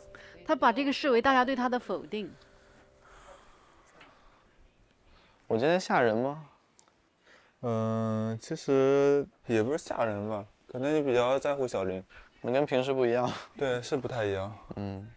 所以小林跟你聊的是他还蛮喜欢图图的，是吧？他说图图可能一开始主动，然后他很开心，然后他就开始主动，然后发现图图又往回退，就也不给回应。懂。我觉得就作为手足的话，还是得说这个。跟图图还是得说，我觉得你做的没问题。回来了没？回来了没？好像没有人吗？没人，无人。女生回来了。我好想去迎接他们，但是我需要休息一下。没电了。不是你们什么时候回来的呀？找你们5分钟。汤姆，咋了？我想跟你聊天。是啊，你出来。野生巴尔，好想听啊！我也想听。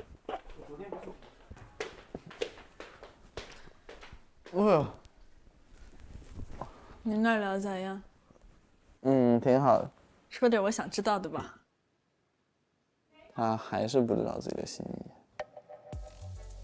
这是你们公开聊的，还是你自己问他？不是公开的，我追问他挺多的，其实，就你很多疑惑的点嘛。然后，就虽然我不太喜欢这种行为，但是他也说了真话吧，也说了，就是他并没有确定自己最终的心意是不是会表白啊。我今天知道了一个事情，好像是塔不经意间说出来的。然后他说他当时当面试官的时候，他觉得 Harry 会更想跟他约会，他觉得图图就没有那么想跟他约会。然后我当时心里我说什么意思？你图图去找你面试了是吗？所以我现在猜是不是他是不是第一次应该去找了塔，但是被拒绝了，然后来找了我。其实你是他的第二选择。但他可能只有了解一个人，才能真正的喜欢上一个人。可能吧，但是我今天知道这个事情以后，我会有点别扭。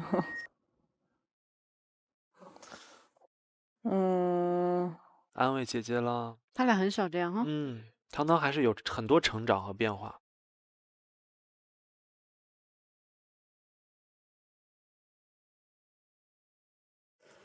但其实，就我不能帮你做任何决定，但是在我看来，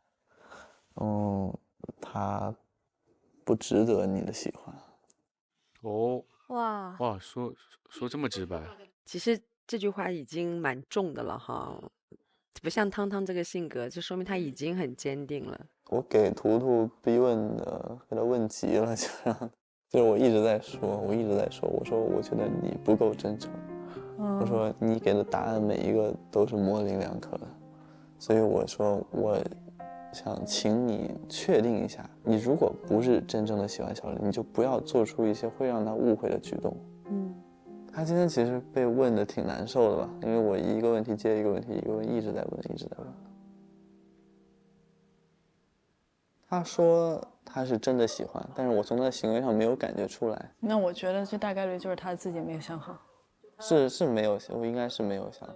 没想好不是错了，对，但你坦白就行，对不对？没事，我大概知道了。没事，走吧，我还 OK。哭一个呗。我不 OK 的话会找你来哭。我都在这儿跟你哭了，你不跟我哭一个？不哭了，哭什么呀？走了。哭一个呗，不哭白不哭。不哭了，我不想待会儿再下去那什么了。没事，我知道。真没事吗？没事。我如果有事的话，我会找你。好，千万记得找我。你们觉不觉得经过了17，汤汤和小林之间的社交距离、语言距离都越来越近，越来越近。爱情、亲情、友情都在升温。哎，我能问一个问题？如果假设现在让你和你哥哥像汤汤和小林这样把手握住，一直握住，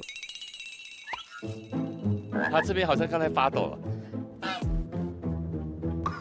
我记忆里就没有牵过手，我回看一下，从小到大我俩的照片也没有牵过手。然后长大之后就更别说了，我跟我哥近些年可能大概唯一的自拍就我婚礼那天自拍了那一张。比如说西方文化，他们一点点就是抱抱亲亲，他们在做这种东西我们不会觉得奇怪，但是在我们的环境里面，我们去做这种东西就会觉得奇怪，因为大家都没有在做这种东西。比如说我跟我女儿在家里会牵手，但是在外面不会牵手的。因为他会觉得说在外面很奇怪，大家没有这样做的。但我跟我儿子还是在牵手，11岁，每天早上送他去巴士，我们一定这样子。我跟我妹一直都会，我经常抱她一下，可能她小我也很多，我会经常抱抱她，然后这个去哪儿我会经常牵她呀，包括我妈也是。以前我不会牵我妈妈的，但现在就会经常搂着她牵着。是吗？对，我现在就更多在我母亲面前想做个小孩子，我不想做个大人。我想起我上一次手足亲密接触还是在我剪脚指甲的时候。怎么回事？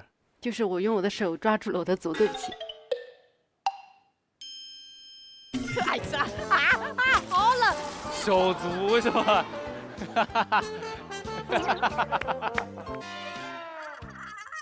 反应过来了吗？啥意思？他和他的手足亲密接触，他的手和他的足亲密的接触的时候。有后劲儿的，好冷，但好好笑，我很喜欢听冷笑。好吧，快继续，来。你们聊什么？没聊啥。一会儿跟你聊聊。其实我问他很多问题，问的比较官话，然后我还问了关于异地恋，然后吵架怎么解决。其实我没有在问他，我在换个形式来给他暗示吧，就包括说，异地恋吵架怎么办？他说什么？找你，哄你，逗你开心，买礼物。然后我说你主动去找别人聊 ，OK， 这是很好的事儿。但是问题是你主动的时候，你是否能表达你自己的心意，或者是否能察觉到对方的心意？我说 quality over quantity， 你10分钟的质量聊天，肯定比1小时的废话聊天好多了。他怎么考虑异地恋呢？不是异地就是，因为他忙啊，他很忙啊。我知道，他就会抽空来找你啊，或者跟你们出去玩。不是，可是他不喜欢我这个类型的。我问了，对啊，他说他喜欢酷酷的女孩，英气的。然后他说，那他发现现在很可爱的女孩也是非常好的一个选择。对，但是我还是很在意，他不喜欢我这个类型。他现在换了，他说，而且汤汤对你是一见钟情，他说他会给你表白。他是跟我说他想做一件事，但那件事有点难，他做不成。我说你得看看。什么事儿？不告诉你。好啊，行吧。还有什么吗？没啥的。那他会说什么？他去训练什么的没有跟你说了？就跟我说，就是如果吵架的话，就会找你。不过他是不是接下来就马上就要去训练？你要说这阵子应该不会，下一阵子应该会。那集训要集很久，他们就2-3个月。这我跟他俩不也是一样吗？我无法谈异地恋，我好像就没有谈过。我也是，我们谈的，咱俩真的是。我需要见面。两个感情的废物，说实话。我需要见面。我也是，你没有安全感。我不是没有安全感，是不见可能就会感情没有那么深了。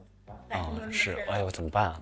不见感情就会下降。对，我还好，我会 PUA 自己。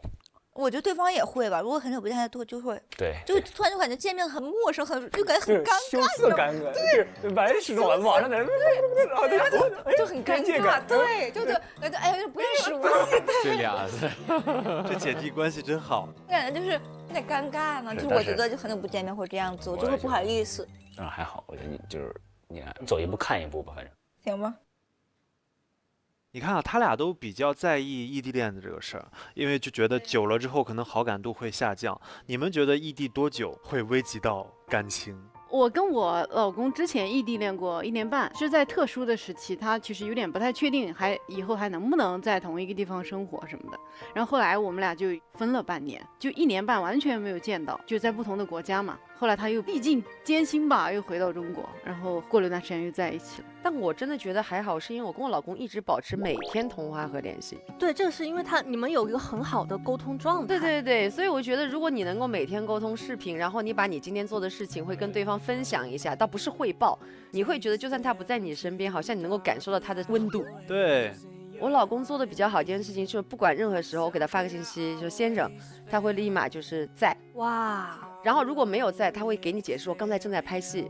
然后有时候我会打视频，他就算在拍了，他会立马说我在拍了，等一下，一会儿回给你啪。还有他会在异地帮你操控一些事情，帮你打个车啊。比如说我说家里的锁坏了，他会去叫管家来修。天，你们会吵架吗？就是我觉得这太模范丈夫了。就我们会沟通。但我们确实很少吵架，因为我是个很没有安全感的人，因为原生家庭的那个问题，其实我非常没有安全感。但是周先生真的给了我很大的安全感。那有没有什么方法，就是异地恋的时候能保持这种新鲜感？搞点小惊喜。对，还可以一起设定一个周期性的一个小目标啊，就比如说我们3个月之后再一块儿去哪个地方旅个游啊，要感觉2个人都在为下一次见面做努力。对，有个盼头。对，有个盼头。是的。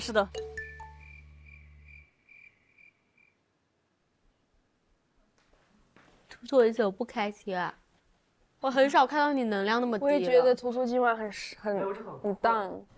没有，我是很困，我是今天因为泡完汤会非常的新陈代谢会加快。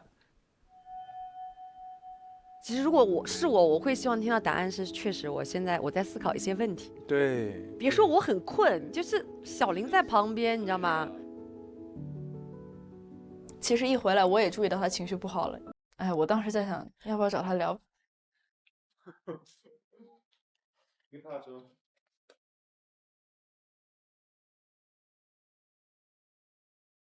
我本来想继续观察一下，但是我发现我做不下来，真的是坐立难安的那种感受。哎呦，你这个来了！小林主动去找他的啊。我没事，我真没事。走。要上去说吗？OK， 走。看这暖不暖和？还可以。Sit down, please。我知道他们可能问了一些比较尖锐的问题。我知道，不过我是能理解的。我都不知道怎么开头跟你聊。我也是，我就很乱，你知道吗？就是我觉得，太尖锐了。但是我能理解。但是我就是有一个点我会印象比较深，然后我也问花花了，我说，因为你不是有了那个机会，就是换一个异性走让你进来吗？但你上车第一句话是“早知道奖励是这个，我就不会要了”。图图啊，有没有想到是我呀？图图想赢，就是为了有这个特权，是不是？图图，你是不是知道？其实如果我知道是这样的奖励，我不会想赢。哦，这个呀。然后我当时本来我还挺开心的，但听到那句话我就，哎，那你先停一下好不好？我为啥会说这句话？因为其实上车的时候我说这句话是要缓解一下尴尬。哎呀，太多信息差了。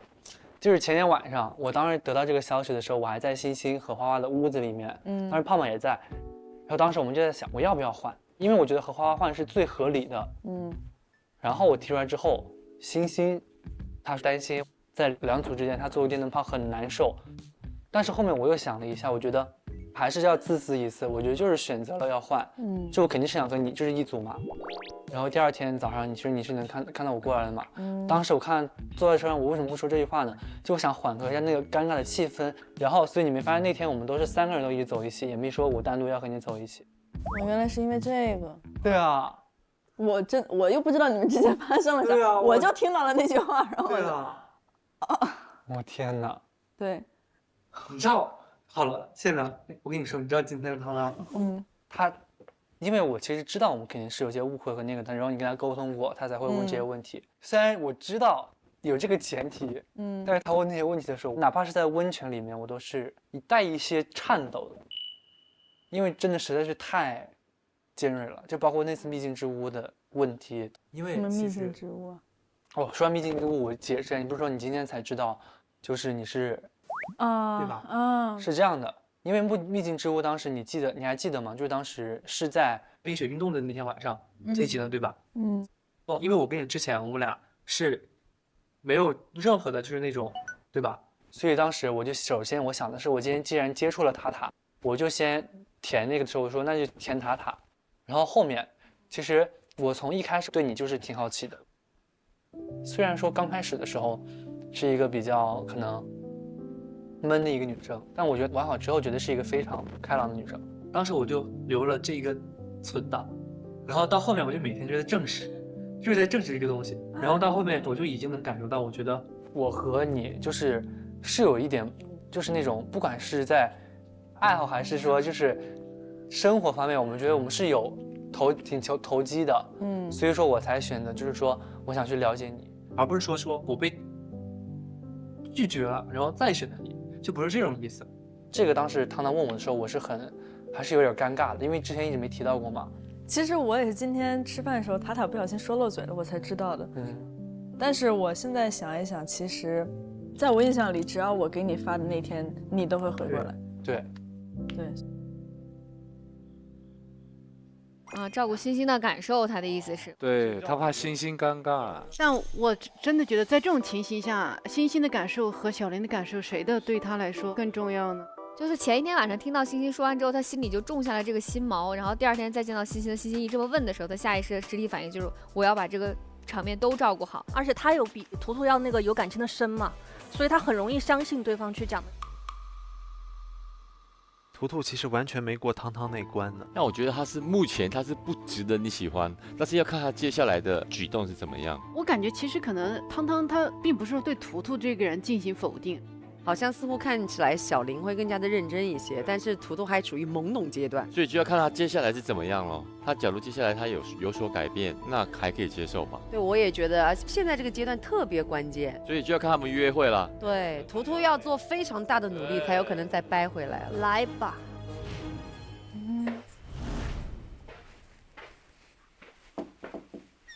忙吗？不忙。想找你玩。啊。哇哦，好可爱，想找你玩会儿。嘿嘿。你喜欢什么花？玫瑰花，什么颜色都可以，还有那种喷的。喷的就是真花，但上面有颜料，就颜色不同是吧？对。这还选一个花，但我现在突然想不到那个花叫什么名字，它有个很好的寓意。鸡公花就也有好几种叫法，芍药我很喜欢，芍药也很好看。那我明天看着弄。你录完去哪儿？家。过年呢？北京吧。那你是不是从这出去之后你就要去训练了？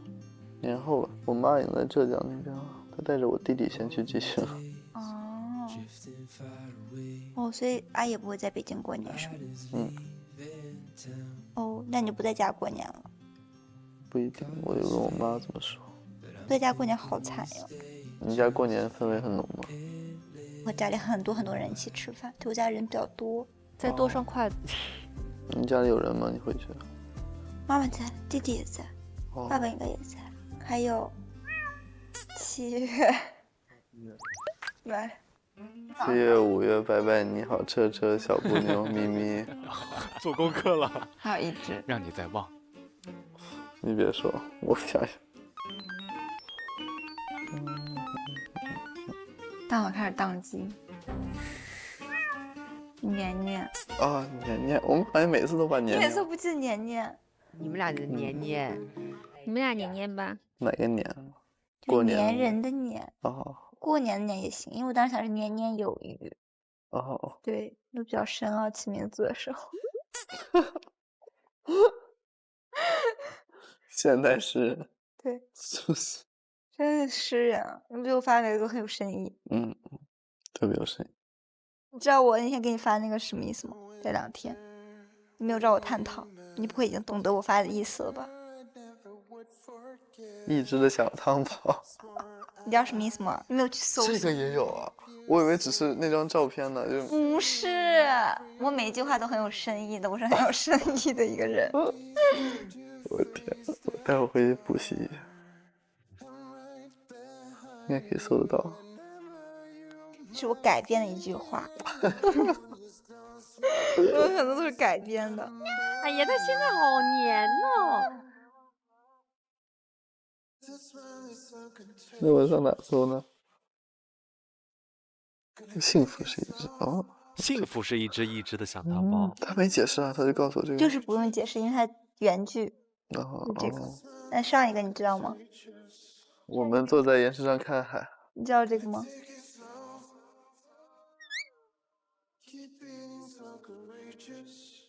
哇！或许我们就会头顶岩石相爱。这不很适用吗？感觉我特别会说。好。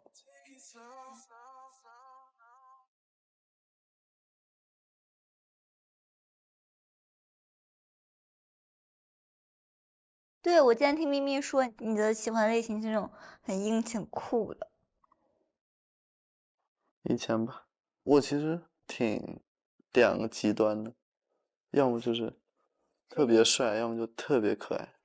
哼，行，就像说我不喜欢浓颜一样，从未 never。心痛了，看来告白要失败了。然后我今天还说特别搞笑的事情，就是我之前不是在英国待了很久吗？我朋友问我有没有去接触外国人，说我感觉他们都长一个样子，有没有觉得谁很帅？我就喜欢中国人，我不喜欢外国人，对外国人完全无感。完了，你对我无感？不是，然后咪咪就说好，回国之后让你接触到一个。他们2个有好多这样的爱的小游戏哦，进行一些幼稚的小互动。你这个手肘不可以动，哎，你这个手也不可以去帮忙。谁要帮忙？哎，你这个手肘不可以动，你有犯规。1、2、3，让着你。谢谢你，你还挺慷慨的。谢。哎，听说咪咪有一天为你哭了，为什么我什么都不知道？我感觉我每天就是这个世界脱轨。哦。然后我说为什么？然后他们说问问我自己。我说我有我。我说你们什么时候聊天我都不清楚。在安慰我吧。哪一天？去猫咖的。你什么时候聊天？我睡觉的时候。应该是。啊，你说什么了？你说什么让他哭泣了？骂我？没有，忘记了。骗人！你发誓你忘记了。发誓。你发誓。我汤发誓，我忘记了。我汤。我好奇死了。那你有跟他 update 后面的事情吗？都有讲。那你那天为什么因为咪咪哭了？你怎么知道的？他讲的呀。他讲的。对呀，那不然我怎么知道？哦，就他很在乎我嘛，然后可能我和他分享了，他就替我感到很伤心啊，然后他可能想压抑一下他的情绪吧，他去外面散了个步回来，就他散步回来的时候他哭了，但是我当时脑子里很乱，我脑子里被你占据了，哭了让我有点呆滞了，我就没有第一秒上去抱住他，然后我就很愧疚，我就不知道为什么，我说我没有第一时间抱住姐姐，我就很难受，我就觉得我不应该是这样一个人，我也不想成为这样一个人，我就在这和他道歉了。他其实根本就不在意，所以那个时候我可能意识到，可能应该好好珍惜和姐姐相处的时候。然后就哭泣，然后呢，然后我苏子豪还一直要去，还要掀我被子，我真服了。你睡觉了？哎呀，你在哭吗？哎，睡着了。主要是他自己看完你之后，他过来叫我，他说你怎么了？我说我咋了又？汤怎么了？汤又怎么了？你快过来帮我看一下，汤是睡着了还是在哭？我还在门口就大声的蛐蛐你。秘密函数，秘密函数。别说了，我求求他，太能说了。你们到底在聊什么呀？太好笑了，他会把你全部的底都透露出来了。你们俩以后绝对不能有联系。我还没有看苏子豪他哭过，什么时候能哭一个？可能他告白的时候会哭吧，因为他压力很大，我也还有觉得异国，他距离很远。对，然后他也要去日本，他也很担忧，他们也聊到非常现实的层面。对，你为什么让苏子豪问我异地恋的问题？想去英国读研。我不去英国读研，但是我感觉你很忙啊，因为不是异地恋，堪比异地。你忙吗？我还好，就是我不忙的时候会给自己规划很多事情。就是我觉得你可以陪我做我做的事情，或者我也可以陪你做你做的事情。但是你很忙啊，你不是你要忙成飞机吗？所以我的顾虑就是在于，我觉得你会很忙碌。你觉得你想一周见我几次呢？我也没有想过吧，3、4次。差不多，不忙的时候就各自忙，但是我接受不了那种异国异地，我可能会死掉。确实。对，因为我谈恋爱之后我比较粘人，但我虽然说不可以天天见面，天天见面会有点太过于烦了，会发现彼此很多缺点。对，然后但是我无法接受就是很久不见。就我课表，我觉得3、4次应该没什么问题。专属 BGM 又来了，姜老师甜死人了啦！我们两个现在确实心意都比较明确了，就差表白了吧。在小屋的这些天，我已经学会了去表达自己，去主动，我会好好准备告白。走吧。行。你看啊，这个恋爱中的人分享欲是爆棚的，一些无聊的什么玩手啊、打手啊，你们现在还会打手吗？觉得偶尔吧，偶尔会有一些，比如说跟朋友出去吃饭啊，然后可能就是之后也会这样子牵我的手，然后跟我玩一下啊，这种还是有时候在很多人面前，但是我跟他对到眼睛，他可能会跟我这样子啊。尊哥在恋爱中应该感觉不到累吧？以前不累的。现在累了？没有，刚刚谈恋爱的时候，就是每天去他家都去到2点3点哦，然后隔天我还会去学校接他什么的，所以不会觉得累的。肯定不会累，我觉得那时候大学的时候，一下课就会跑到他的教学楼去，先下个4楼，再100米冲刺，然后再冲上去4楼，再等他下课，然后再100米冲刺出去搭出租，然后再去进水果，我根本不会累，我觉得很幸福。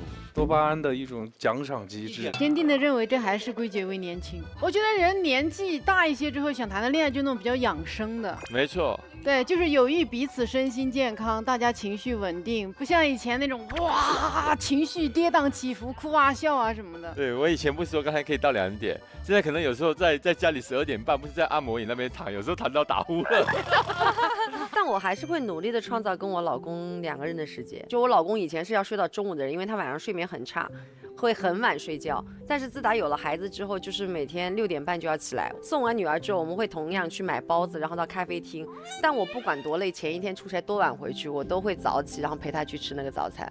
然后我老公也会，我们俩就会努力。因为我听过很多我朋友的烦恼，但其实这种烦恼在单姐那其实它不叫烦恼，就是它是很自然而然能做到的一个事情。没有，他们会觉得是烦恼，因为他们不够爱。对，就以前我在听到他们那些烦恼的时候，我觉得，哎呀，可能感情里面就是会这个样子。但其实只要人对了，好像没有啥问题。是的，是你会主动会想做这些事情，只要你遇到跟你 match 的那个人，然后你们会自然创造出你们的那个节奏。所以我一直不希望大家因为别人的爱情故事去影响自己的相处，也不要去学别人的模式。但是你只要真的心意相投，真的有可能会变成一个很美好的爱情状态，而且能够保鲜的。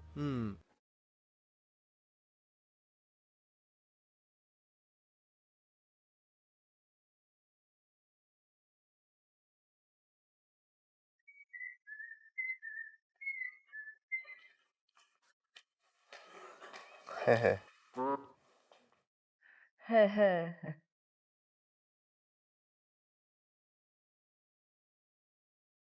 等待，等待。你看到 Tom 的鼻子吗？他咋了？他鼻子你看了吗？你鼻子帅吗？怎么肿了一块啊？医美。就我昨天磕了一下，没啥事。看哪里？地上绳子被行李箱勾住了。啊，这很痛吧？天哪！哦，救命！咋了？现在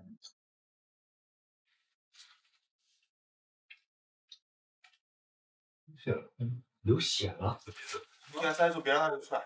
拿冰块，然后你拿那个洗脸巾包着敷一下。昨晚去医院，可能有一点骨折，然后就啊，但是左边是有点凹陷。啊，应该还好，没什么大事，医生说。就先恢复1周。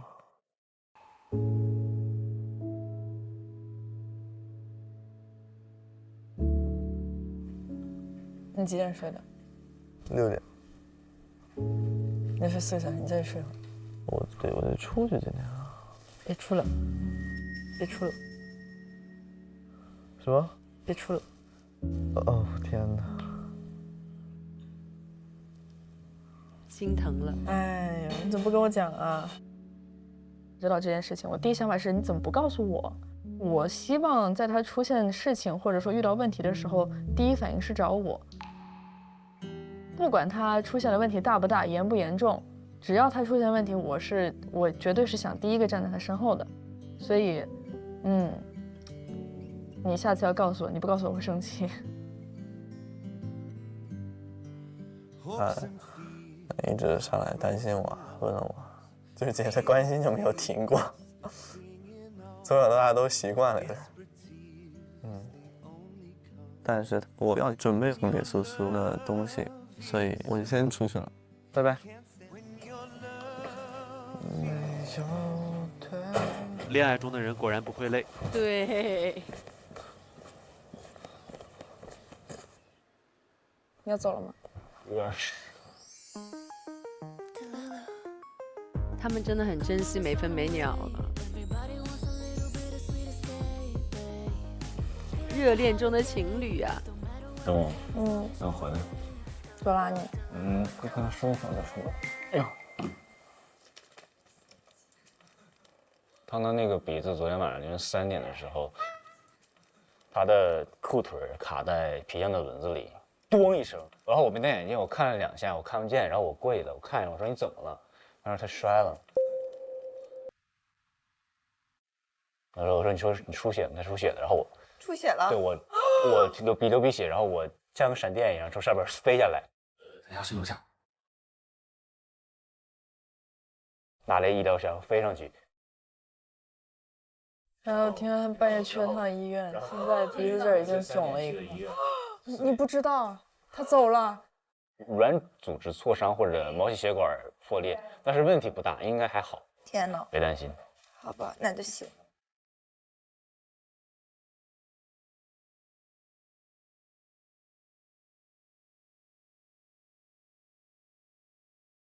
凌晨3、4点钟紧急去了医院急诊，又没有怎么睡觉，然后鼻子又受伤了，就觉得有点心疼。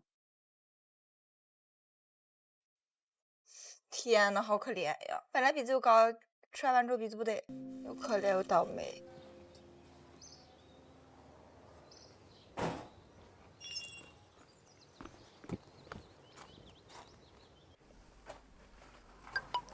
我帮你把垃圾倒一下吧，不然这个。谢谢你啊。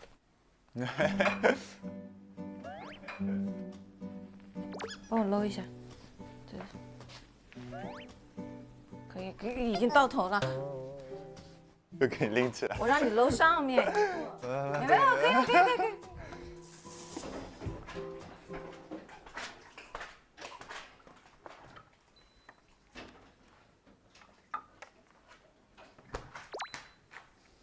你这个拍立得这个照片真的好黑啊！对呀。再给你拍一张吧。好。跟我的放一块儿比较一下。哦。欧摸。哦。欧摸。哎，会写的我很白也好啦。你自己心里没点数。而且油光发亮。你怎么老喜欢拍这些？我真服了。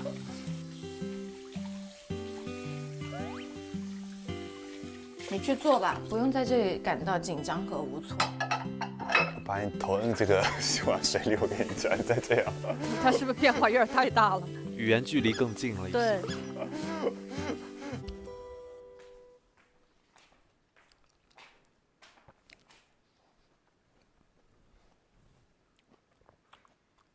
你知道春运已经开始堵车了。啊，那你不是要开车回去吗？就往南走还好，就我每年过年回家开车都不是很堵，但是如果往北走，就是从上海往江苏啊，往山东走就很堵。哦，你要回去当你们那里最帅的仔了。有没有可能是村子里的傻大个儿？哈哈哈！你小心被蛐蛐。他们不会蛐蛐我，他们唯一能蛐蛐我的就是一把年纪了还没有结婚。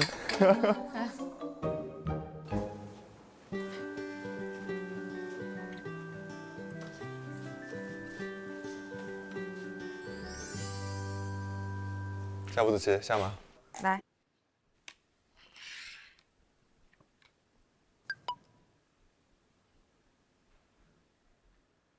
你以为我在思考吗？我知道我要赢了。真的吗？嗯。会真的吗？嗯。你要赢了？嗯。那你要输了怎么办？等一下。你要输了怎么办？我肯定赢啦。不然你要输了怎么办？等一下。你要输了怎么办？你等一下，我先问你一个问题，是不是你只要下一步你就赢了？没有啊。真的是不是只要下一步就赢了？你猜，你先说是不是你我赢？我赢了2个要求。可以。我输了，你输了1个要求。可以。啊，等一下，我还没决定，等一下。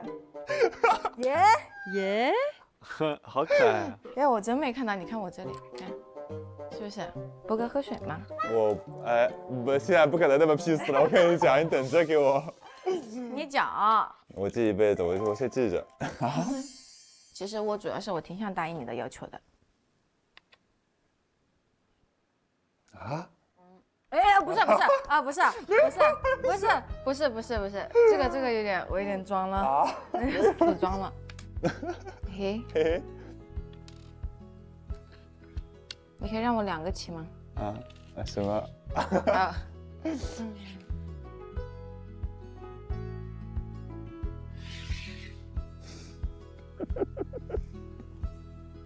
笑什么？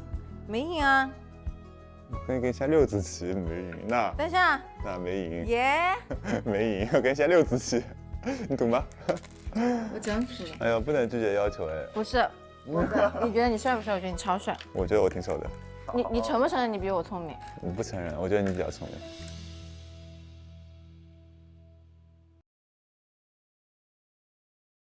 武汉约会来了。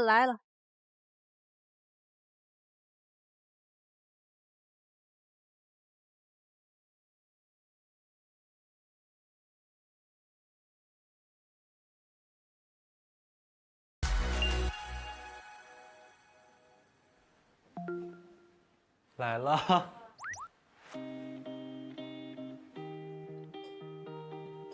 这是蛋糕，点了。你想你喝点什么东西？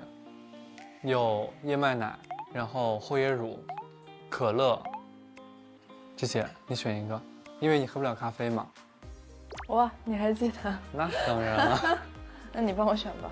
OK， 它燕麦奶，然后我厚椰乳，那个燕麦奶要热的。哟，开局不错。是啊。吃吧，先吃吧。你吃早饭没？没有，我也没吃早饭。你也没吃，咱俩差不多。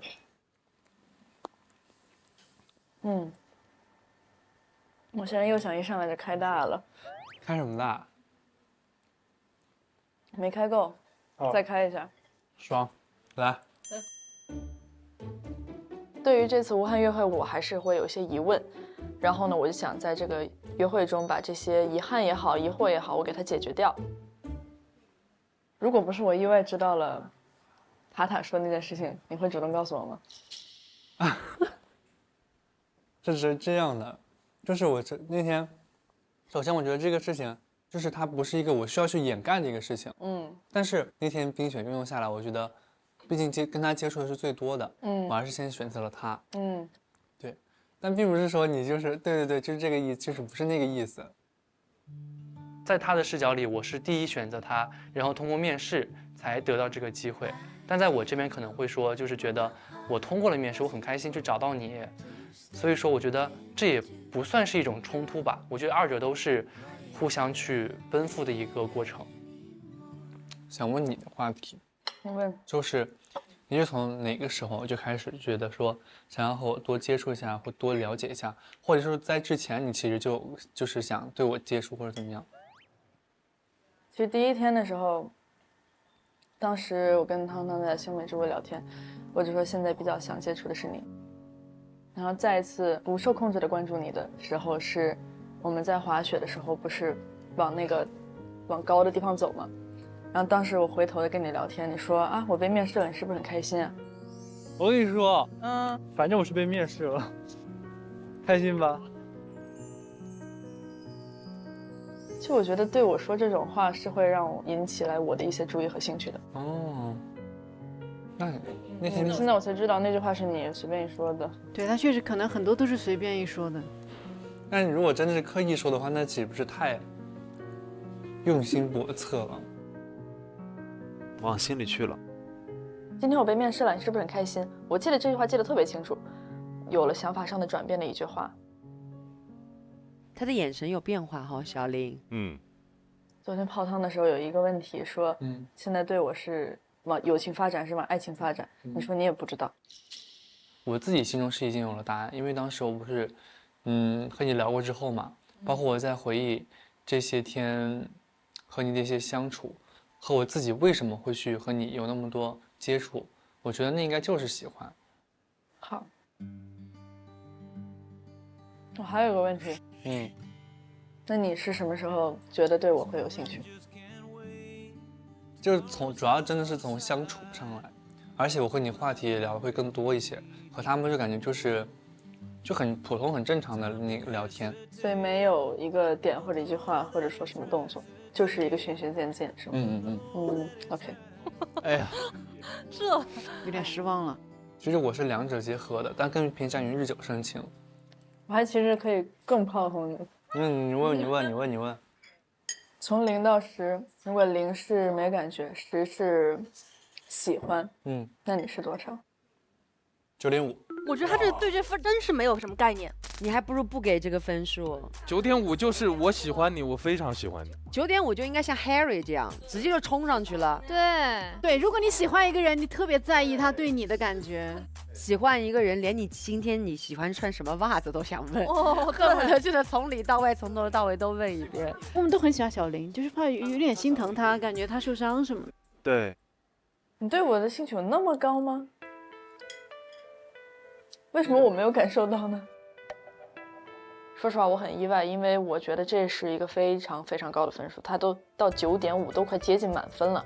是这样的，因为我觉得，那我如果打一个，比如说6分这种及格分，那我肯定是就是对不起自己的心啊，就是我觉得我肯定是对你有喜欢的感觉，我才会跟你去接触，要不然我不会就是说去和你有那么多的互动啊或者啥的。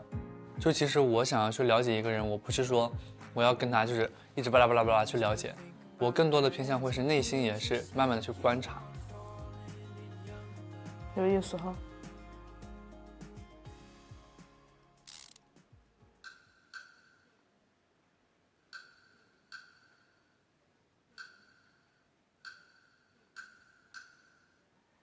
所以你没有什么想更多问我的了？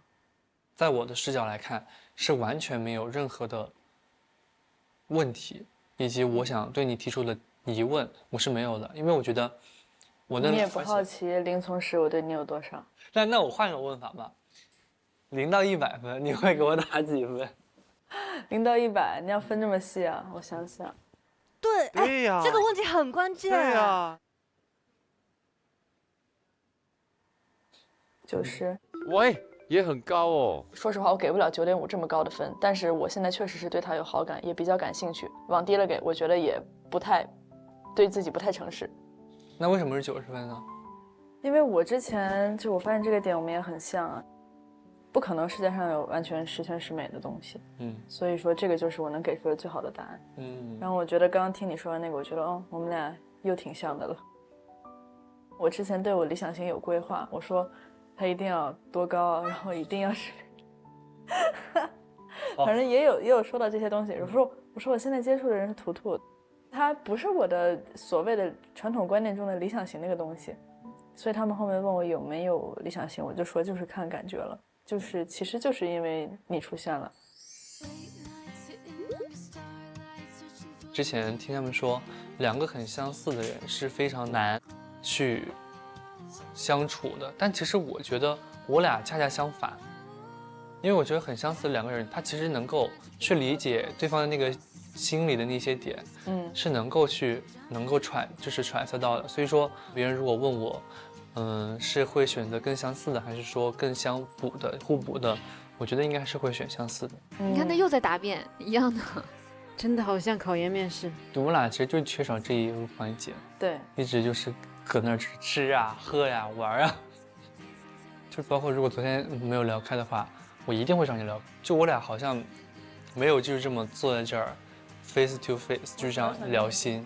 我早就想跟你 face to face 聊一下了，对吧？但是没敢。昨天很勇敢。你怎么不勇一下呢？为什么是我一直在勇？你知道为什么吗？因为当时我昨天心里像是绞拧了个麻花一样，好难受。就是我这么多天，甚至比那天我大哭的那一场更难受。经过了堂堂的灵魂拷问之后，我会去想，到底是什么样的一种感觉，和自己内心是一种什么样的答案。哪怕就是我们没有今天约会，昨天晚上我也会去通过那个心意之屋去跟你好好的说清楚。然后你就突然拍一下我，然后说哎是你。对，我当时其实我起身那一刻我是很像一块石头，就是压下来了。就是我说终于可以说面对面去聊一下了。哎，这块是我比你勇一点啊。那你觉得在未来，你觉得你另一半需要具备一些什么特质呢？需要具备什么特质？我觉得对我来说，一个是我不能接受冷暴力。你放心，我是那种热暴力。热暴力，你会吵吗？我如果真的到那一个点的话，我觉得不是说一定要吵，我一定是会积极的去沟通。我不喜欢冷暴力。我也好不喜欢冷暴力，很难受。我觉得最讨厌的是那种忽冷忽热的东西了，我很。还有一个点是，我会希望跟优秀的人在一块儿。我怎么定义这个优秀？就是偶尔摆一下可以，但是你不能天天躺着摆烂。对。还有一个其实我会比较想要的点，但是我觉得这个点很多人没有，但是我其实在你身上是看到了的，就是很多东西可能不需要我讲得很明白，你就会注意到。举个例子说，我之前有说你考研来北京啊，怎么样，因为我知道说这种话它带着一点我自己的心，我的自己小私心在里面，但是我想应该不会有人注意到吧。但是我没有想到你观察到了。我能做到的就是节假日去找你玩，常回家看看，常回家看看，或者你来找我玩，努力考研考到北京，给你上压力了，加油。在我以前的计划当中，完全是没有考研这个计划的。但当你当时不是你跟我提过这一嘴的时候，我反而会去想，我都已经开始去问考研该怎么对，我就已经在问了。好的，反正就纳入你的计划里。对，我觉得在未来，首先是肯定要互相理解，我们很难就是说，比如说去见一面或者怎么样，所以我觉得是要多沟通。他俩现在甚至都在想后一步规划，还不错了。我还有一个比较好奇的点，就是在节目结束之后，你会想继续跟我有更深的接触吗？肯定啊。其实我觉得我们俩不管是从专业上还是从兴趣上，我们绝对是会有更多的去互相接触，然后互相了解的一个过程。那你觉得你会比较有顾虑的点是什么？其实年龄我都不是特别那个的，虽然说我可能比你小一点，但是我应该心里应该不会比你小一点吧？不好说，不好说。对，反正就是在我这儿看来，主要是距离吧。你也受不了异地恋。对，虽然说我们之前也都说过，会想要有独处的空间，但是不是说我是一个不是那种特别黏人的那种感觉，而是说我觉得这两者是可以结合的那种感觉。但有时候，比如说我可能刚刚我家里人或者谁给我发消息，我肯定是不会回给他的，我是肯定会说待会儿再去回这样的一个性格。好，预防针已经被打了，明白了。没有了。我是那种就是比如说我现在可能在忙，我没法跟你说话，我就会说我待会儿找你。我真的是一个很喜欢打视频的一个人。如果我真的很开心，很想分享，我一定会立马弹一个视频过去，不管是开心也好，还是伤心也好，我觉得你既能听到我的声音，还能感受到我的表情。那我等着你给我打视频吧。对，看小林都主动成啥样了。哎呦。今天和小玲是完完全全的聊开了，我知道她是有这个心意，我的选择是没有错误的，我会明确自己的想法。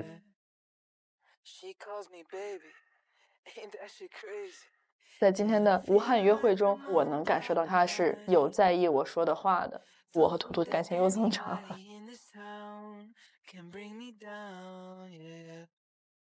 就是我觉得现在图图说的任何一句话，你站在友情的立场上去理解都成立，所以我一直在期待说从图图嘴里面能说出来一个词，稍微的明确一点，偏向于爱情那个方向的。一个那么优秀的女孩子说她喜欢你，主动表白，对你有好感，万一图图是真的喜欢呢？但是20多岁正是错过好事的年纪，他可能想要改变了。我们通过2场走心派对，有一些不能说的秘密都坦白了。其实直率地说出内心真实的想法，也是基于对彼此关系的信任，也是渴望关系升温的一种表现。大家认为坦白，它是一件很重要的事儿吗？我真的觉得坦白，在我在遇见你这一刻开始的所有的感受，你要进行坦白。但是在你遇见对方之前的事情，我希望大家做一个筛选性的坦白。是的。其实我并不鼓励把所有的情史进行一个坦白，我觉得在未来的时候，你不知道它会产生怎样的一个化学反应。但是比如说像财务啊、像健康这些事情，因为会影响到之后相处的，还是应该坦白一下。但最重要的坦白是从这一刻开始，我在遇见你之后的所有的心情的坦白。让双方能够完全无障碍的去沟通，和让对方知道你的感受，这一方面我觉得很重要。就爱情本身就是勇敢者的游戏，对，所以你坦白，只要你是真诚的，它就经得起时间的考验和历练。那爱如果在你坦白过后，证明了你是真诚的，也会成为勇敢者的奖励。那么下周我们的小屋生活即将迎来尾声。手足真心话能否为各位带来最终助力呢？那最终的告白日，各位是否能收获自己真正的爱情呢？让我们共同期待下周的节目，让我们一起恋爱兄妹，让爱加倍。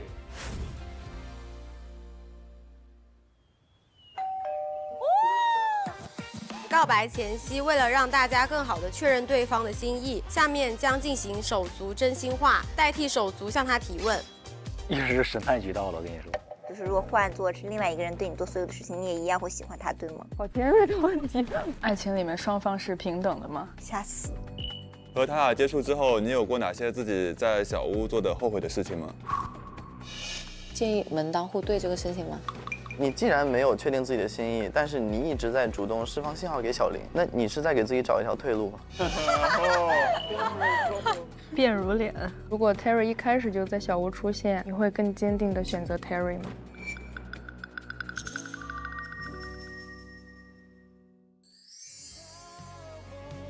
想把我的心意、我的感受传达出去。他喜欢我的话，他会来主动向我表白的。我现在已经很明确我自己的心意了。我觉得他应该会给我告白，应该没有人会来告白。把自己内心最真实的想法说出来，行为都没做出来，肯定是会有些遗憾。我还是需要传达一下我的想法，因为我很喜欢这个女孩子，我就想去争取。这么长时间的努力，不要辜负这段感情。